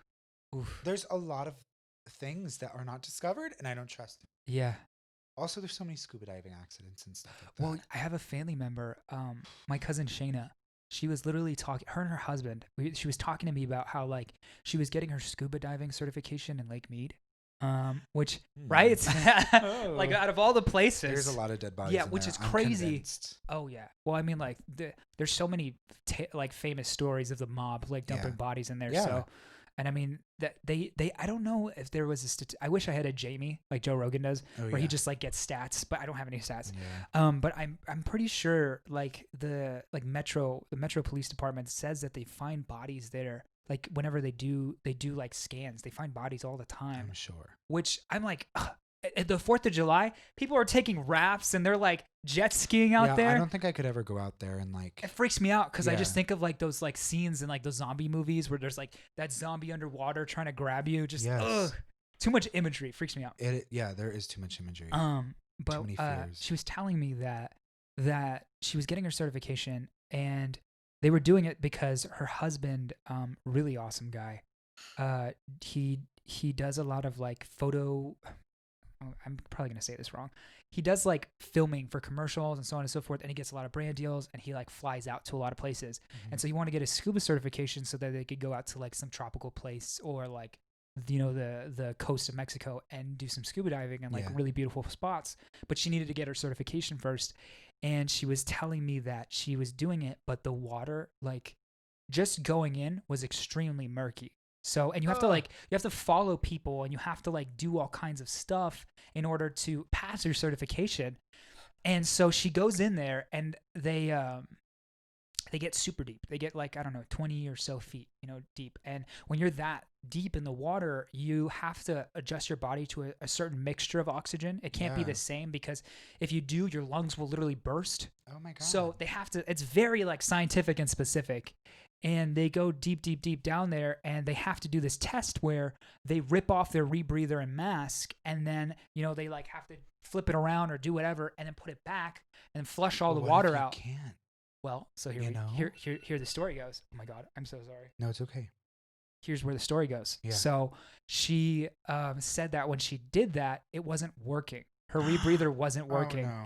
And the dangerous part about that is not the fact that you're like underwater deep. It's that your lungs cannot take the pressure of going from 20 feet and coming back up. If you Well, come yeah. back up, it'll cause severe damage in your lungs, and you'll have to be rushed to the hospital immediately. And it's a whole process. You have to be put in this tank, and they like depressurize you. It's this whole process, and not many hospitals have that like treatment. So they have like a malfunction while she's below there, and the water is extremely murky, and she can't see anything as it's happening. And she's telling me this, and my palms are sweating. I'm like Mine freaking are out. literally sweating. Right. That is hilarious. And then my- she tells me that her instructor noticed this and gave her spare like immediately, and then they flushed it all out, and they got to the top as fast as possible, and she didn't pass her certification because of that. And then her husband was like, "Well, why don't you just why did you didn't have to get your certification at Lake Mead? You could have gone anywhere where the water was like," she was saying the visibility was like 2 feet in front of you. That's how like murky the water is, and I believe it, because I Lake Mead totally believe that. Lake Mead is not like it is not it's a not nice a cute lake. no, It's not cute. it's very, I mean, like, I think there's a reason why they throw bodies in it, because you yeah. can't see anything. But also stop throwing things in water. Yes, Oh, I God. hate that. Stupid. Like, Ugh. stop it. There's things that live in there. Okay. Right? Would you want someone throwing trash in your house? No. Oh, Anyway, sorry. here he goes. It goes off. Go ahead. But when she told me that, I was like, oh, freaked me out. Yeah. But for whatever crazy reason, I want to do that. I like really want to push all of my barriers. Well, and are you like a buttons. thrill seeker? No, not at all. That's funny. It's really it sounds like I am, right? But like Wait, but do you want to do it at Lake Mead? no. Okay, good. No, I'd probably go out to like somewhere California, somewhere nice. Do it like You know? Fiji. Yeah. Like fuck around and Sure. go to Fiji. You know Yeah. what I mean? No, like go to Hawaii or Yeah. somewhere tropical where you can see something, where there's something Yes. nice to Like see. beautiful water, Yeah. clear, Yeah. beautiful things. You know, Yes. make it a nice experience. Absolutely. And then if something scary happens. But I also have this just like terrible habit of like, if I can make it harder, I will. So like, for example, one of my biggest goals in life is to climb the 7 peaks. Do you know what those are? No. The 7 peaks are the 7 tallest mountains in the world. Oh, yes. Yeah, but not in the world. Sorry, the 7 tallest peaks of every continent. So Yes. like for South North America. Mhm. Have you done any yet? No. Okay. It's You'll do them. Don't worry. Yes. You got lots of time. Yeah, 100%. And But like some are gonna require oxygen. yeah, well, yes. Definitely Everest. Everest Yes. will for sure. Oh my god, I had like a beautiful analogy that I was gonna use earlier, but it doesn't matter now. But like in thinking about those things, I'm like, I don't know if I'll actually like. I have an extrovert personality, but an introvert like livelihood. You know what I'm saying? Like I'm like, oh yeah, let's like do this and let's do that, and then like let's go. I'm like, I'm fine. I'll take a nap, and it's something that I'm working on because I really don't like I'm it the about same myself. way. Yeah. And like people are like, hey, let's go out to the club, and I'm like, yeah, I don't know. And they're like, hey, we got bottle service, we got VIP, like, come on, come out to Yeah. the club, and I'm like, yeah, sure. And then I'm dreading it the whole time Yeah. when it comes to getting there. And then I start drinking. But then you have fun. Yeah, and then I have fun. Exactly, right? So like I'm the that's same way. ugh. You have to like kind of drag me out of bed sometimes. Oh, But would you say it's like a personal thing though? Like yeah. sometimes you're just feeling down and like you don't have the energy to do it? Yeah, well Or it's is just it more of just like something you just dread? that's not, I wouldn't say I dread it because like in my head I want to, Yeah. but then when it comes to doing it, it's like I don't know because that's a great question. I don't have an Yeah. answer for that. It's Because a lot of what mine is just sometimes I'm like, I don't have the energy to do that. I'm going to be like boring if I go out with you guys right oh now. well, I feel that like sometimes they're like, yeah, let's dance, let's do this, and I'm like, yeah, sure. Yeah. I don't really want to be Like there. you're not in the headspace for it. That's the way to say it. I'm Yeah. not. It's more of like being in the headspace for it. But the problem is like a lot of times that I am in the headspace for to go to the club, it's like 4 p.m. Yeah. Like I have such a grandpa. I completely feel that. Yeah, yeah. I have a grandpa personality in that Yeah. way. Like even when I'm drinking right now, like I'm Yes. drinking alcohol, guys. That's what I'm drinking. But I choose like people are like let's have a Bud Light. Let's have. I'm like no, dude. No. I like nice things. Yeah. I like things that require taste. I like Treat to have a yourself. really good time. Yes. And it's almost bad because like luckily with the girlfriend that I have and like Santino too, like I have really good friends and they're so talented and having talent in this city, if you have the right connections and you know the right people, you don't have to pay for anything. Yeah. You know what I'm saying? I know all the promoters are going to hate me for saying that. Whatever promoter hears this, they're going to be like, Yeah. stop right now. But, we get a lot of stuff comped, obviously like Mhm. we, try to treat the server well, tip her, do all that stuff. But, Yeah. I've been spoiled. So now when it's like, hey, let's go to the club. And I'm like, I'm not going to spend $80 to enter. And I'm not spending like $50 on drinks. Like, Yeah. hell no. How much are drinks in a club? Have you ever been clubbing? No. How old are you? I'm 20. Oh, that's why. Okay. Yeah. What? That's why. Oh my goodness. I know, right? I'm like Italian. Like it's something I need to Oh. experience. I Wow, need so to you- fist bump Jersey Shore style in the club. It's Yeah. something I have to do. No, for sure. So I'm gonna be doing that December. Come December. Wow. 1st. So we're both December babies, but you are a 99. 99. Oh. You're 98. Yes. Right? Yeah. Okay. Wow. Okay. Yeah. That sucks. I know. Because then that means you were probably one of the youngest in our class then, right? Well, actually, no. I was pretty old for my class. Were you? Well, I wasn't in your class. I was a year below you. No, you were Yeah, not. when you were a senior, I was a junior. No, you were not. Did you think I graduated with you? Yes. Ah! What? Yeah. I was a junior. Oh my God. So I- but I was supposed to be in your class, technically. But my mom was like, you weren't mature enough for preschool or kindergarten or whatever Wow. the starting grade was. So I was held back a year from that. So I was supposed to be a very young, what would it be now? I would be going into senior year of college. Yeah. But, now I'm just an older, yeah, where I am. You kind of blew my mind because I'm like, what's funny is that you mentioned those last 2 plays you were in, and I'm like, I don't remember that. Yeah. Yeah, and that's because I wasn't there, and we didn't. Yeah. We weren't there at the Yeah. same time, and you were like, oh yeah, I did Cinderella my junior year, and I was like trying to add it up. I was like, Yeah, you're like, oh, that was my senior year. Okay, gotcha. exactly. And then I was like, yeah, and then I did Dogfight and Scapan. yeah. And you were just like, it's like that meme of all the math. you know? Yeah. Just going in front of my face. Yes. Oh my God. I get that now. That moment makes sense now. Wow. I don't. You almost had me speechless because that's not how I remember it. Yeah. Wow. What was I saying before this? Who knows? I don't even know. Doesn't matter. Doesn't matter. Oh no, we're talking about like refined things, like things that are nice. Yes. Treating yourself's important. Yeah. So like whenever clubs. Yeah. Whenever it's not like how it used to be, like Yeah. they're like, oh, we got to pay for this, you got to pay for them. I'm like, no, I don't want to go. I'm like spoiled, Mhm. And then on top of that, like I am so cheap. Yeah. I am so cheap. Like you're asking how much is a drink? That's what you asked before. It depends. Like you can so like a regular beer, which is like $2. If you buy like a big pack, it's like $9 at a club, or maybe even more. And then like a mixed drink, which would probably like to make it like if you just think about the cost ratio to make it, it'd probably be like $5, maybe $6 to make the drink. Would be like anywhere from $16 to $22 in the club. So getting drunk in a club. It's expensive. It's expensive. But Like you're that's what going they out. want. That's what they want. They want it to be an Well, expensive it's about the experience. experience because when you're like one time, Tino, you're talking about like we were talking about being old men and like getting out and doing fun stuff. Tino is probably one of the hardest people to get out and drink. Oh, I know. He is super hard and very stubborn, and he's just like, oh yeah, no, or he'll like, I made him a drink. I bet you when we go back out into the kitchen, it won't be finished. No, I promise you. But sometimes he really surprises me and just knocks stuff back, and I'm like, so which is it? What Tino are we getting today? I think he's one of those people where it's like he has to be in a very specific mood.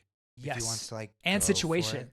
Oh yeah. Yeah. Because if Like- he's that's what I admire him for his responsibility because Yeah. I do not possess So it. responsible. He's like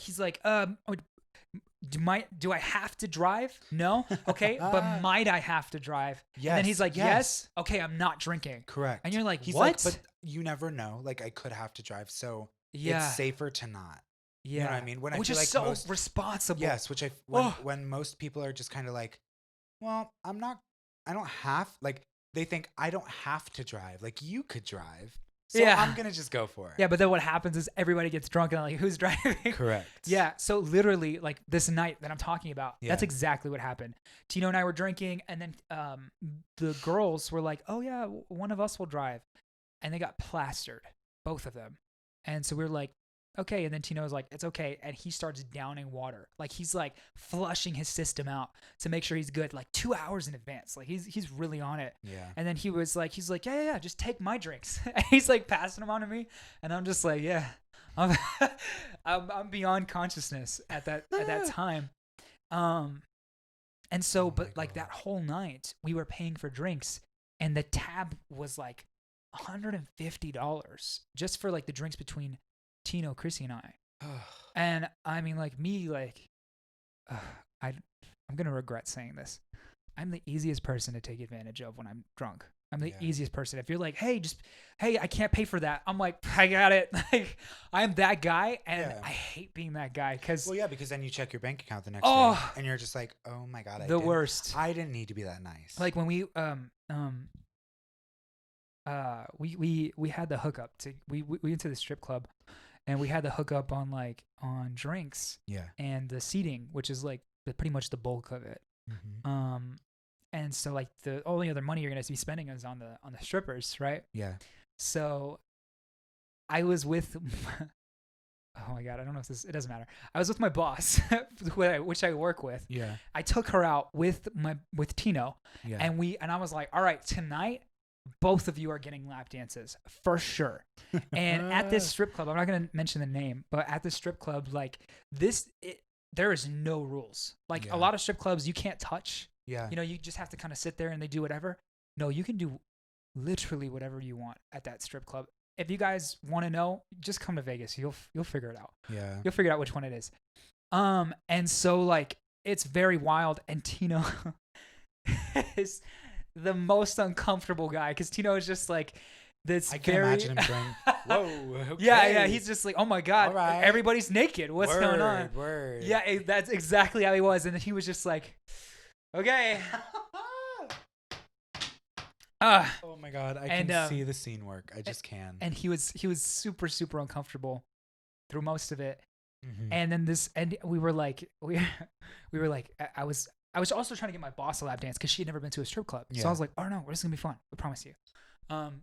Which is so bad because I don't like getting dances myself. yeah. I like paying for other people's just to like see their joy or their fear, whatever it is. I just like Yeah. the reaction, whichever Yeah. happens.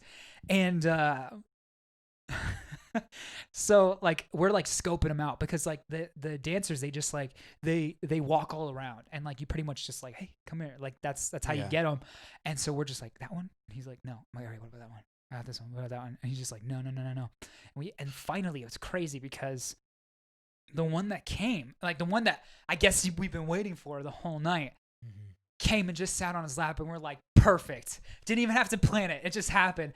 And then he was like, oh no, like, no, bro, no, you don't have to dance. I don't want, that's fine. He was like, let's just talk to her. I was like, no, we're not going to be those guys, bro.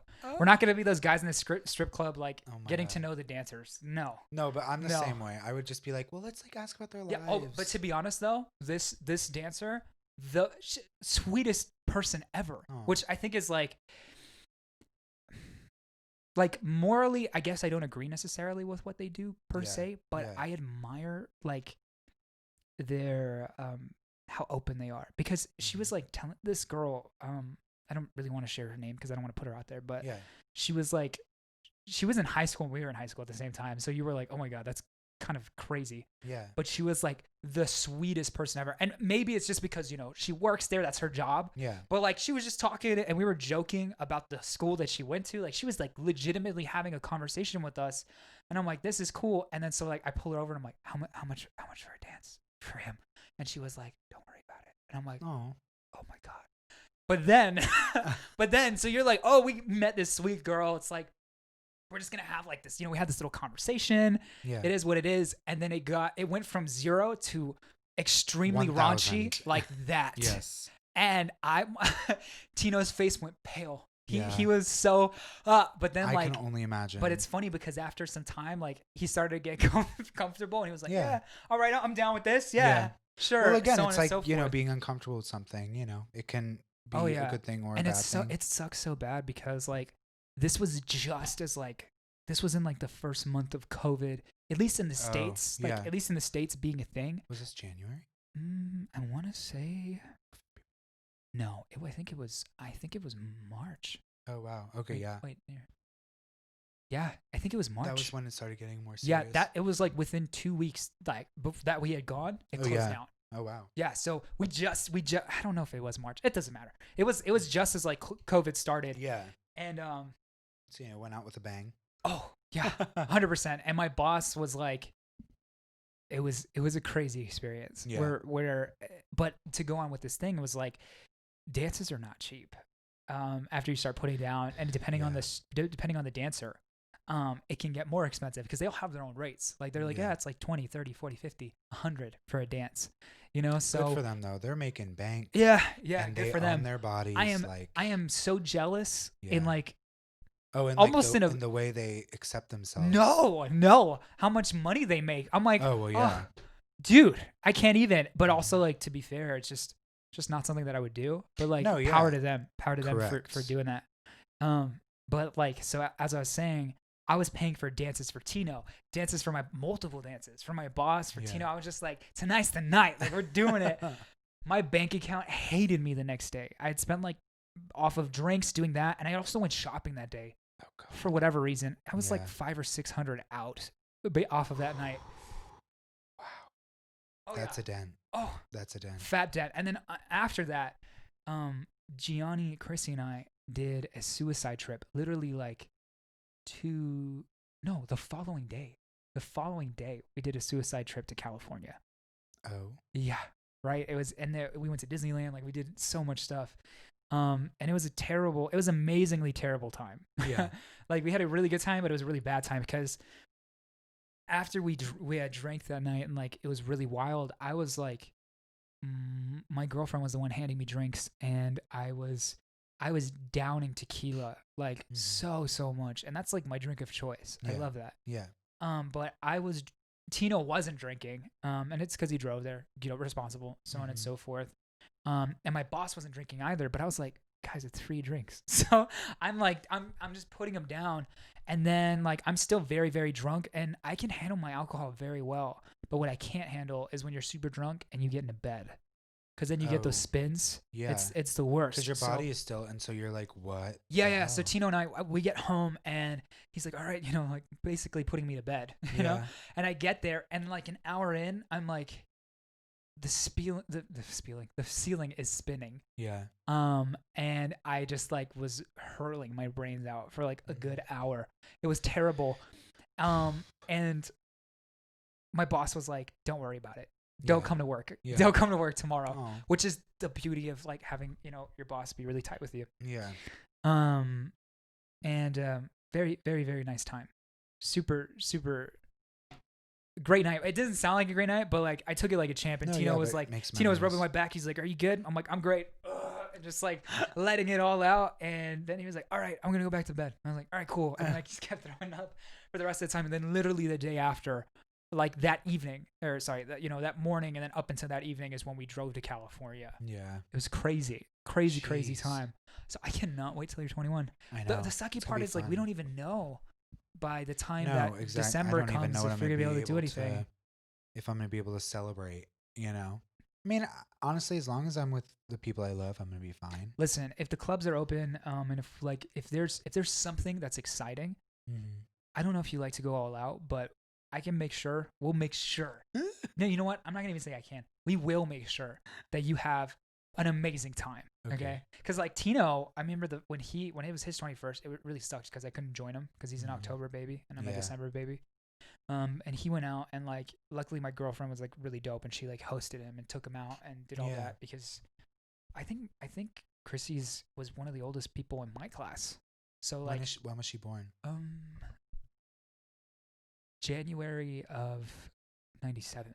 Okay. So for our class, she was like the oldest. Yeah, that's like she was like 18 before everybody. And back when you could buy like, smokes and like so on and so forth, she'd be like getting hookah and like we'd be like, oh my god, that's so cool. Yeah. And like now you have to be 21 in order to buy like a vape or do anything like that, which is crazy. Yeah, that is crazy. It's crazy. They just changed the law. Like, here we go. I don't even remember them changing that. No, it was crazy because like they changed it like right after I turned 21, and I'm like, wow. So I'm like that. So you were like fine. Yeah. Yeah, but you were also like, oh my god. I know it was crazy because I'm like, oh yeah, when I was 18, I could go buy like some hookah. I could go buy whatever I wanted to. Granted, like I never smoke. Like I hate it so much. I used to for a very long time like smoke hookah, and I used to think it was so cool. And like I didn't own a vape, but like I would smoke a vape if somebody had one, and like I can feel the effects like over time. I'm like, oh, this stuff is just not good for you. Yeah, it's really bad.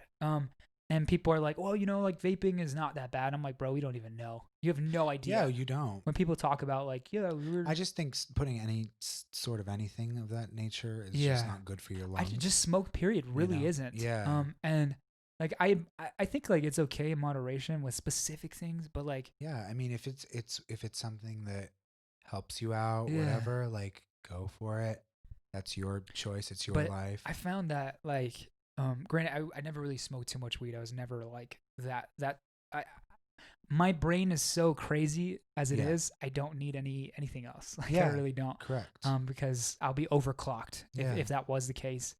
But I would smoke a lot of hookah with my girlfriend during like after high school, and like I used to be able to run like a 450 mile. I used to be able to run very like consistently at I think that's a 13 mile an hour pace, 12 mile an hour pace, something like and that. Just continuously go and like just no pain at all. And I used to, believe it or not, like a freshman year, I used to run 3 miles every day. That's so good. Every single day. And my goal, and it's crazy because I was so hard on myself. Every day I wanted to get those 3 miles in 21 minutes. So like running 7-minute miles. Yeah. And I had done like, I'd smoked a lot of hookah and you don't ever really understand like how your body will regress after those things. Yeah, exactly. And so then I, for a good amount of time, I went to school to become a firefighter and like do those things. Granted, like I still have that education. Do I think that I'll ever pursue it? Probably not, because I think it's a disservice to myself. Like I feel like the conversations like we're having right now, and the music that I can put out and all of the content, some people can't do that. And like some people don't have that creative mindset. You feel individual in what you create, and that's very good. And I think it's my responsibility in being a creative person to create. If I have that capability, I'm not saying that people that are like firefighters or in like the first responder, like in that career, are not creative, but I feel that it would have been a disservice if I did do that. Yeah. I never explored my potential. It would be a regret that I'd have for so long. You never gave it a try. So exactly. So why not like give it a try? 100%. So do it while you can. Yeah. And so I decided that I need to try. Yeah. I need to try. And I need to try to do these things that isn't easy. And I'm not saying that like being a firefighter is easy, or being a policeman or a nurse or an EMT. None of those things are easy. But what's easy in that is knowing what you want to do. Yeah. That's the ease in it. Like Yeah. that's something that a lot of people don't get. They're like, I don't.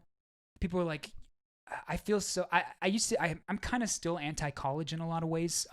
But it's for like it's like for selfish reasons. Yeah. But I admire people that are like so headstrong on the idea of getting a career. Like Mhm. I admire that because I never had that wherewithal and the commitment and discipline it takes Mhm. to accomplish like some of these career choices like being a lawyer and all that. I'm like Oh, it's that's amazing. outside of my realm of it's not outside of my realm of Or like the possibilities. medical field, Yeah, that you stuff's know. really hard. So I Yeah. admire people It's so so heavily for that. admirable.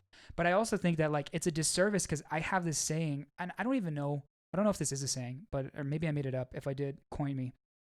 I have this saying that the best singers in the world don't, Yeah. because like the people with the best voices probably allowed their mind to defeat them or allowed their parents' way of seeing them to defeat them. They had Yeah, there's probably like my mom uh, has a beautiful singing voice. does I she? used to make her sing to me when I was little. Yeah. Landslide by why Fleetwood Mac, duh. And yeah, I so it's funny that you say that because I think that is so true. There's probably so many people that are older now or like they never pursued the things that they could have been destined for, Yeah. but also that's controversial because Because whatever your you end up destiny's, doing, yeah, yeah, is your exactly. I hear yeah. you. But It's like hard to argue what your it's fate just you is. have so many paths and like it's just how you play your cards. Mm, And sometimes you just have to take a chance. yeah, and I always figured like those that education, like those things that I would wanted to pursue, like that can wait. Yeah. But like me being an artist and me making these videos, like doing this stuff, it's not always going to be there, or No. at least to start it. I could be very late in the game. Yeah. Like even now, you could even argue that I'm heavily late, but it doesn't matter to me because I wanted to do it so bad. And so like in saying all of this is that I I thought that I shouldn't I shouldn't like put my potential to the side simply because of what everybody said I should do or Yeah. would have been easier. Because I think the hardest paths in life, like you said, are the ones that make you uncomfortable. Mm-hmm. And I had truly, like you can ask Santino, I truly gave up the idea of being a musician for a little bit. Yeah. I like I really I gave it know up. him and I have talked about that, And or he and I. and I even regret I regret thinking it because it's almost like blasphemous. Like why would you ever?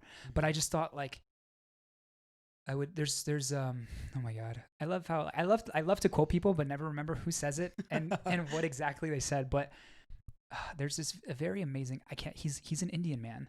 Or is he not Indian? Oh my god. I'm probably like misrepresenting him totally. But I watched a podcast with him. He's an amazing man. If I remember it, I'll go ahead and insert his name right here. And he has this saying.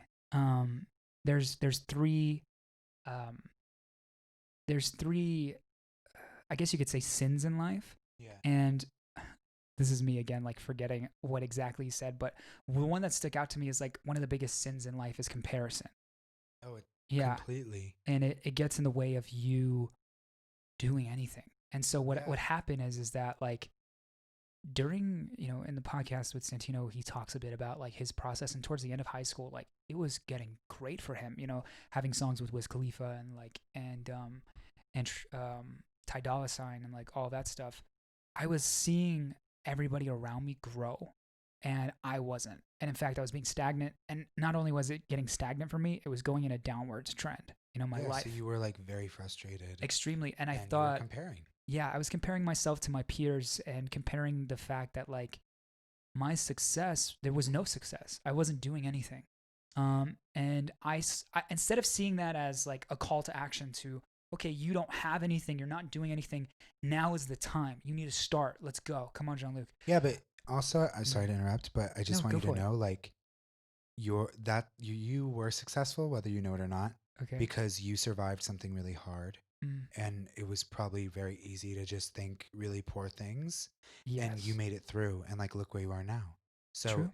you Mm, have to understand that some people can be successful in, like the cheap thrills of it all, mm, but you can always find personal success in some way, shape, or form. Oh, I mean, like, So I just want you to know, be proud of yourself. hey, I appreciate you.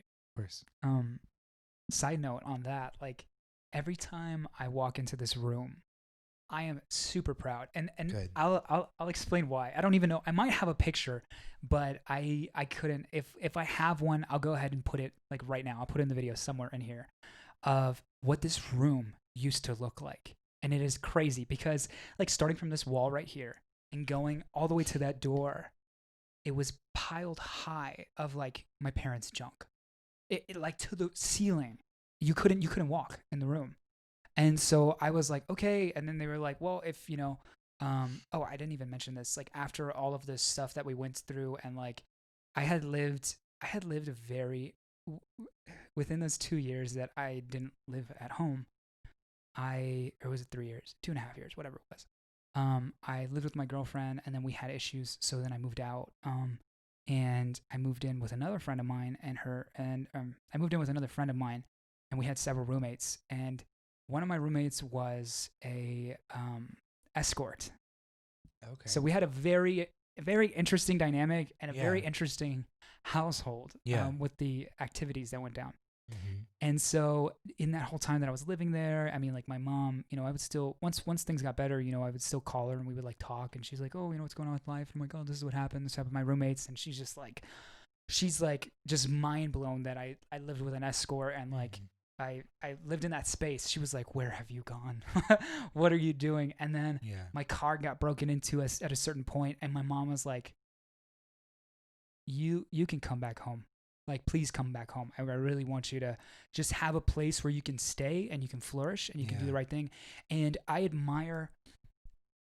think that our generation maybe of parents very heavily, and maybe even millennials and beyond that, like the parents have a really bad habit of like not admitting when they're wrong.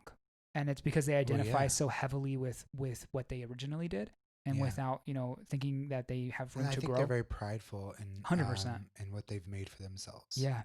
But they have to understand that we're another, like, I want to say breed of Mhm. human, but we're just very different from their generation. Each generation has been Yeah. very different. Well, I think that we're super privileged in the idea that Very. our generation is extremely empathic. Like we are all very Yeah. emotional, and we all feel each other, and we think about each other a lot. Yeah. And that's like a really great thing because that allows us, like I said, to empathize. Yeah. But it's also very toxic in certain ways where people like we start to like do a lot of things just basically based on how people feel. And I'm like, whoa, Yeah. whoa, whoa. It gets a little mixed, but regardless of that, like they have a hard time, that generation, I guess you could say, and maybe some before that, have a hard time admitting when they're wrong. Yeah. And so I commend both of my parents for saying Putting they their were pride sorry. aside. Yeah, saying they were sorry because Yeah. that changed so much. Yeah. Literally, I mean, It's just something you wanted to hear. And it yeah. was 2 words. And the beauty of it is that like I really said I'm not coming back home because you two are wrong. yeah. And I don't want to say like the satisfaction, because it's not something that I was looking for. It wasn't something that No. I wanted them to say because I was being spiteful. It was more so the satisfaction in knowing that what I did initially was right, and it only took them time to catch up to that, Yeah. made me have a lot more confidence in myself, because I was like, all right, you did the right thing. You did the right Yeah. thing by sticking it out and saying, no, you guys were wrong. I'm not coming back to that house. It's very toxic the way that we live. And then they were just like, you know what, you're right. The way we handled it was very bad, and I'm very sorry. But in doing so, my mom and we got a lot closer. And like I said, after I got my car broken into and some things happened at that house, they were like, just come back and live with us. And you can literally do whatever you want. We support you. And that had never been something, at least in that way, they had never said that to me before. They would, my parents are very, I think like a lot of parents, like they will do everything they can to support you. Like they'll do all the actions, but they won't like say anything to you. So like they're like, oh well, yeah, no, for sure, we supported you in being a musician. I mean, we sent you to a performing arts school, and we sent you to this. So like we're being supportive, Jean-Luc. And I'm like, no. I needed a different type of support, and that literally I couldn't put the finger on it, and neither could they at the time. But it was literally emotional support. Well, That's what it was. and that's always what it is. I mean, Yeah. I don't think a lot of people think about that. Mhm. Sometimes you just need to hear something, or sometimes they just need to show you some sort of like uh, validation, you know, because we look for that a lot from them, and I think it's because of that difference in mentality between us. You know, we look for that validation all the time. So when you don't get it, it actually really affects you. And I think you realize that as you grow older. Yes, yes, and that's like that. That's why I think that anytime somebody, kind of like you said, you're saying, oh, you should be very proud of your journey. But Mm-hmm. I also don't like to give myself in life any crutches. I don't like to like live off of an idea of myself, or except for the fact that I'm trying to better myself. That's the only Yeah. idea that I'll try to sit behind. But I don't like to think like you're so strong. Like I don't Yeah. like that, because then you some people, not always, but some people grow a persona around that. Like, um, They depend on it. yeah, like I don't really know. I don't really know where I'm going with this, but like, or how I'm I trying to can see say what you're it. saying. But I don't like to identify heavily with my past. I just Yeah. like to grow from it. Yes. I don't want Correct. to. I don't want to think too You should hard never about live it. in the past. Yeah, because I mean, like, if you look at everything that I have here, I mean, some people like to look at a person like me and be like, oh, you seem like a very privileged person. Like, you got all your stuff.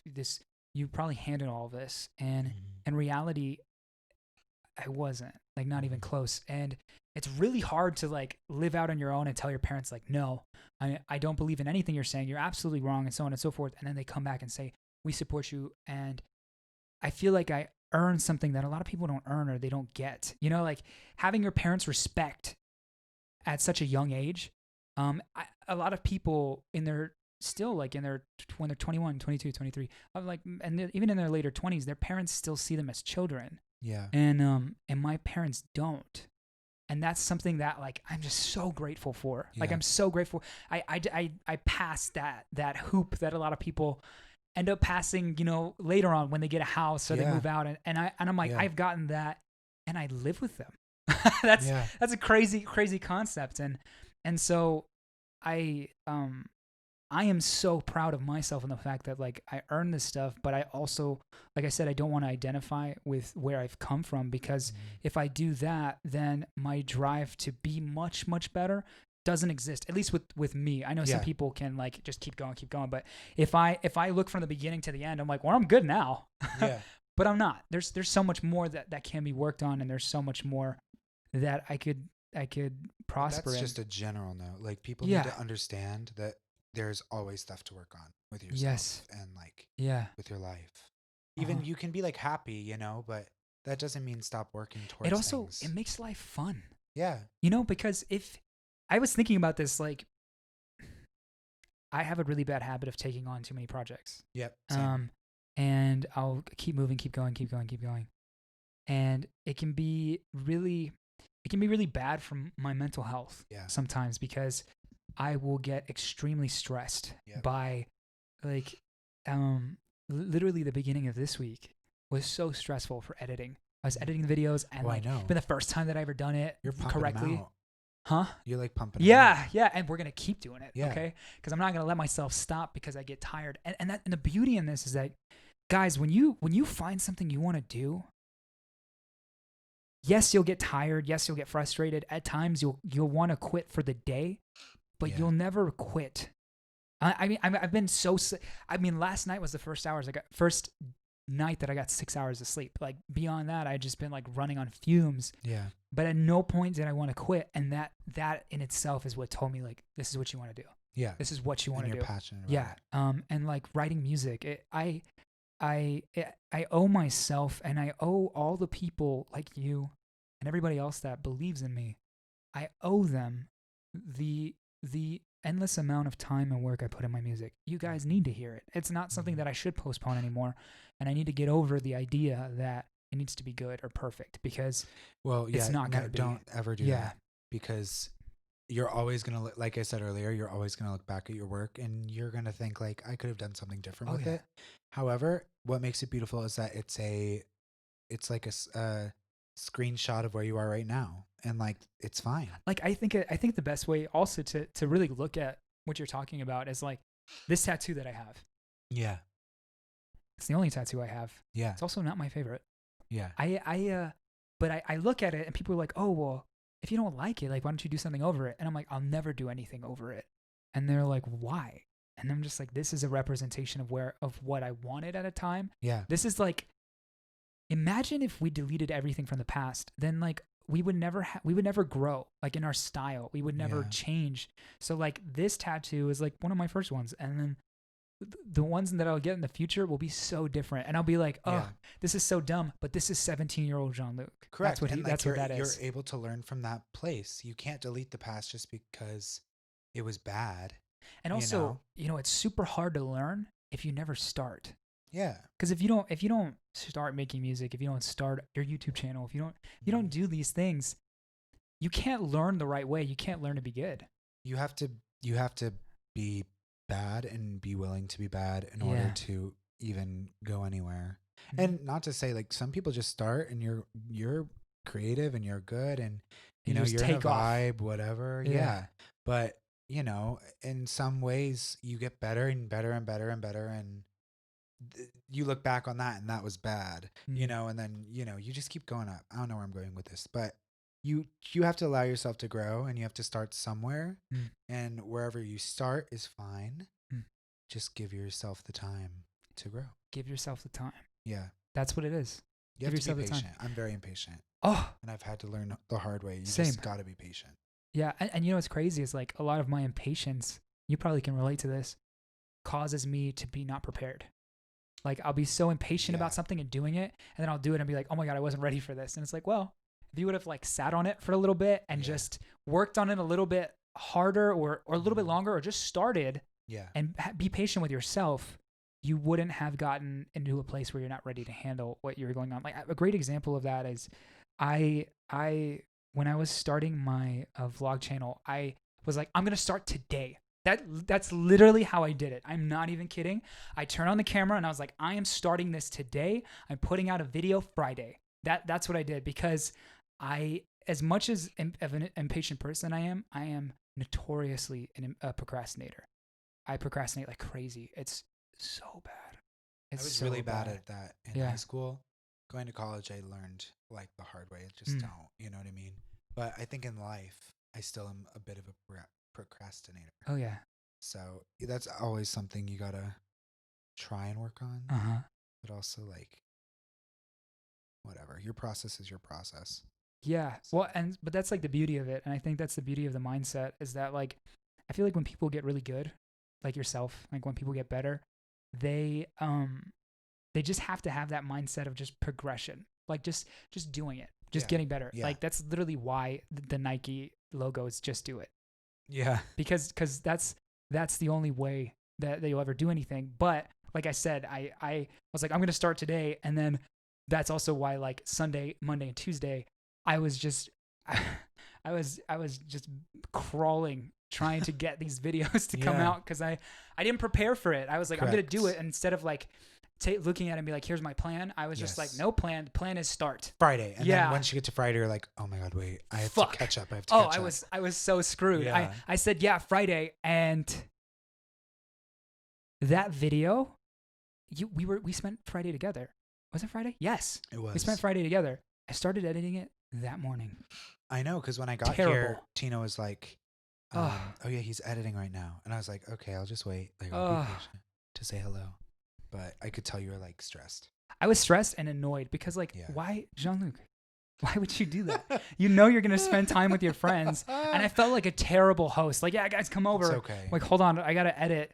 And then like, what was even crazier is everybody was just like waiting on me. And I'm like, oh my God. So I'm sitting there like just sweating, like trying to get it done because I wanted it to be perfect. And that's another issue, like, being perfect.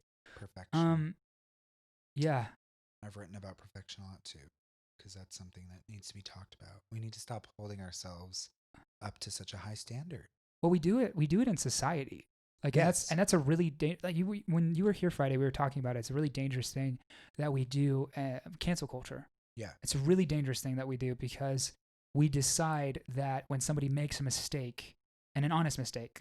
I don't want to defend people like criminals. I don't want to like No. Epstein or like any of that stuff. You Yeah. know, like when people do a crime, you know, that's not necessarily something you should forgive. But like we make it where we pull receipts 10, 15 years in the past, Yeah. and we define people you by do it. anything to discredit that person. Yeah, yeah, which again has to do with like that whole jealousy and comparison thing. Because if you're not Yeah. doing well, you got to tear other people down.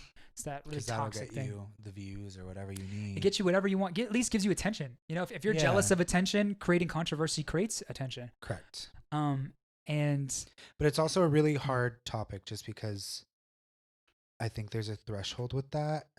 But I do agree. Like, it's just not like we learn, and we need to understand that learning is good and it's a part of life. And in a way, I empathize with like famous people because they're already on a pedestal. So when people are looking up to you, and if something comes out about your past that you did, like personally, I'm like, what the hell? Like, I shouldn't be supporting you then. But then you have to think about, well, where are they now in life? yeah, like, yeah. Are they still that person? And That do they genuinely understand how they affected, like something from that long ago, how it affects us as a society now? Because especially right now, like people are mad, upset. We're moving forward. Oh yeah. We're tired of waiting. Yes. You know what I mean? So it's exciting because we're ready, so get on our level. You know what I mean? Stuff like that. But I just hope that people are being genuine when they apologize for things that they may have said in the past, or, because being genuine is important right now. Extremely. And that's like, I guess why, I don't want to sound big headed, but a lot of the people that do admire me, that's the thing that I've just never had to be fake for anything. Yeah. And that's something that I think a lot of people should do. It's just, even if you're scared of who the real you is, be it and then grow from it. If you don't like it, that's fine. You don't have to like it. Correct. Like this is very controversial. I don't know. Actually, it's not that controversial. Like I've explored myself to a point where like politically, I'm not what I used to think I was. Yeah. Like I used to think that I was like a very, very liberal person. And I found out like, I'm not super liberal. I'm like kind of in the middle. Yeah. But like, if I would have never had that honest discussion with myself and like, what do you like, Jean-Luc? What do you agree with? What do you disagree with? And in that whole idea of, being genuine, like you said, what's really important in that is discussion, like what we're having right now. Yeah. And I was actually talking about this with my grandma last night. Really? Yes. But it's just like, you can agree to disagree. Yes. And you don't need to make wars out of disagreement. No. You need to say what you believe in, hear what they believe in, right? Agree to disagree. And you can only hope that they heard you and they take what you said into consideration in their actions and in their life. And if they don't, that's their choice. You can't control another person. Because a lot of the time, you can't. When people speak, like, this is partially why I don't have a Twitter, even though I probably will need to make one eventually. I just don't, because I always saw it as a very toxic place where people will listen to reply, not listen to understand. Correct. And that's like something that's kind of taken over our culture. And I think going back to that whole point is that in the way that we communicate now and the way that people are expected to be perfect, right? Yeah. It's also the reason why we can't have honest discussions, because people will not. People are afraid. Yeah, to be honest. Exactly, and maybe that honesty is not perfect, and maybe what they honestly believe is not a good thing. Correct.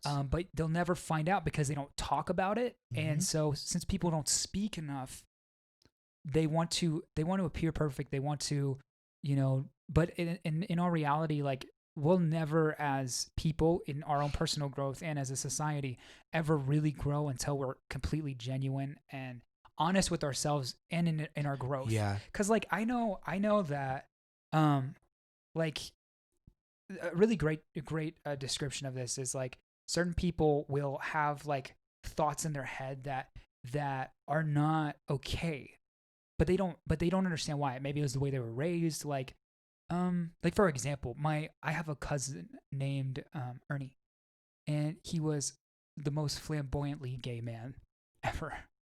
But my uncle did not accept him at all, like not at all. And every time they're like, my aunts and like everybody in the family is like, yeah, I think Ernie's gay. Ernie's gay. He's like, no, he's not. Like, and it was just like, he was denied everything about it.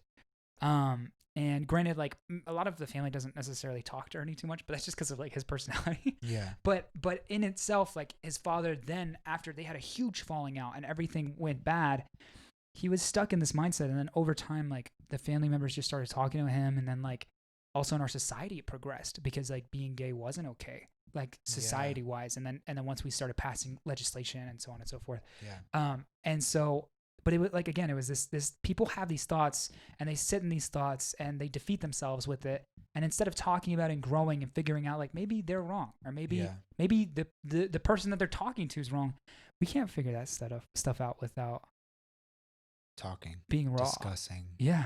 Yeah. Being raw is so rare. Yeah. And it's so sad. Yeah. Because it needs to be normalized, and it like you need to be able to just be honest with someone and learn from each other. Yeah. And I firmly believe in that. And I think I practice that in my life. I aspire to, just because, or I try to at least, with my friends, like when we discuss things that are uncomfortable to talk about, you know, you just have to learn from each other. Yeah. Like that's what you're there for. Yeah. Don't judge people, like help them, you know, because they can be teachable until they prove they're not. Yeah. And if they prove they're not, then bye. You know, like if you're going to be stuck in a way that offends you, or if they're going to be stuck in a way that offends you, you can just be like, not for me. Sorry. Yeah. You know, there's 7.8 billion other people. Moral of the story: be teachable. Yes. Yeah. But in order to do that, you know, you got to admit that you're not perfect. Correct. That's the hard part, right?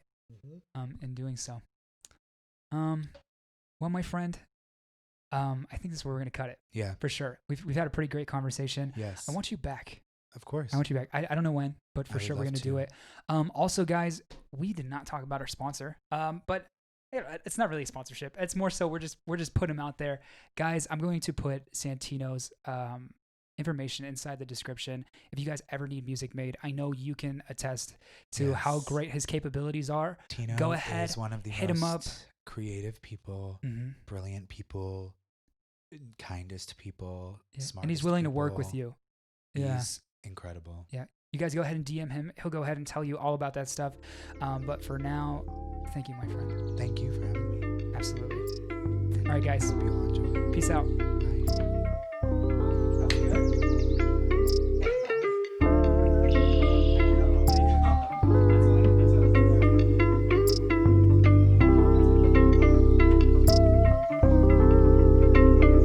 Well, that's excellent.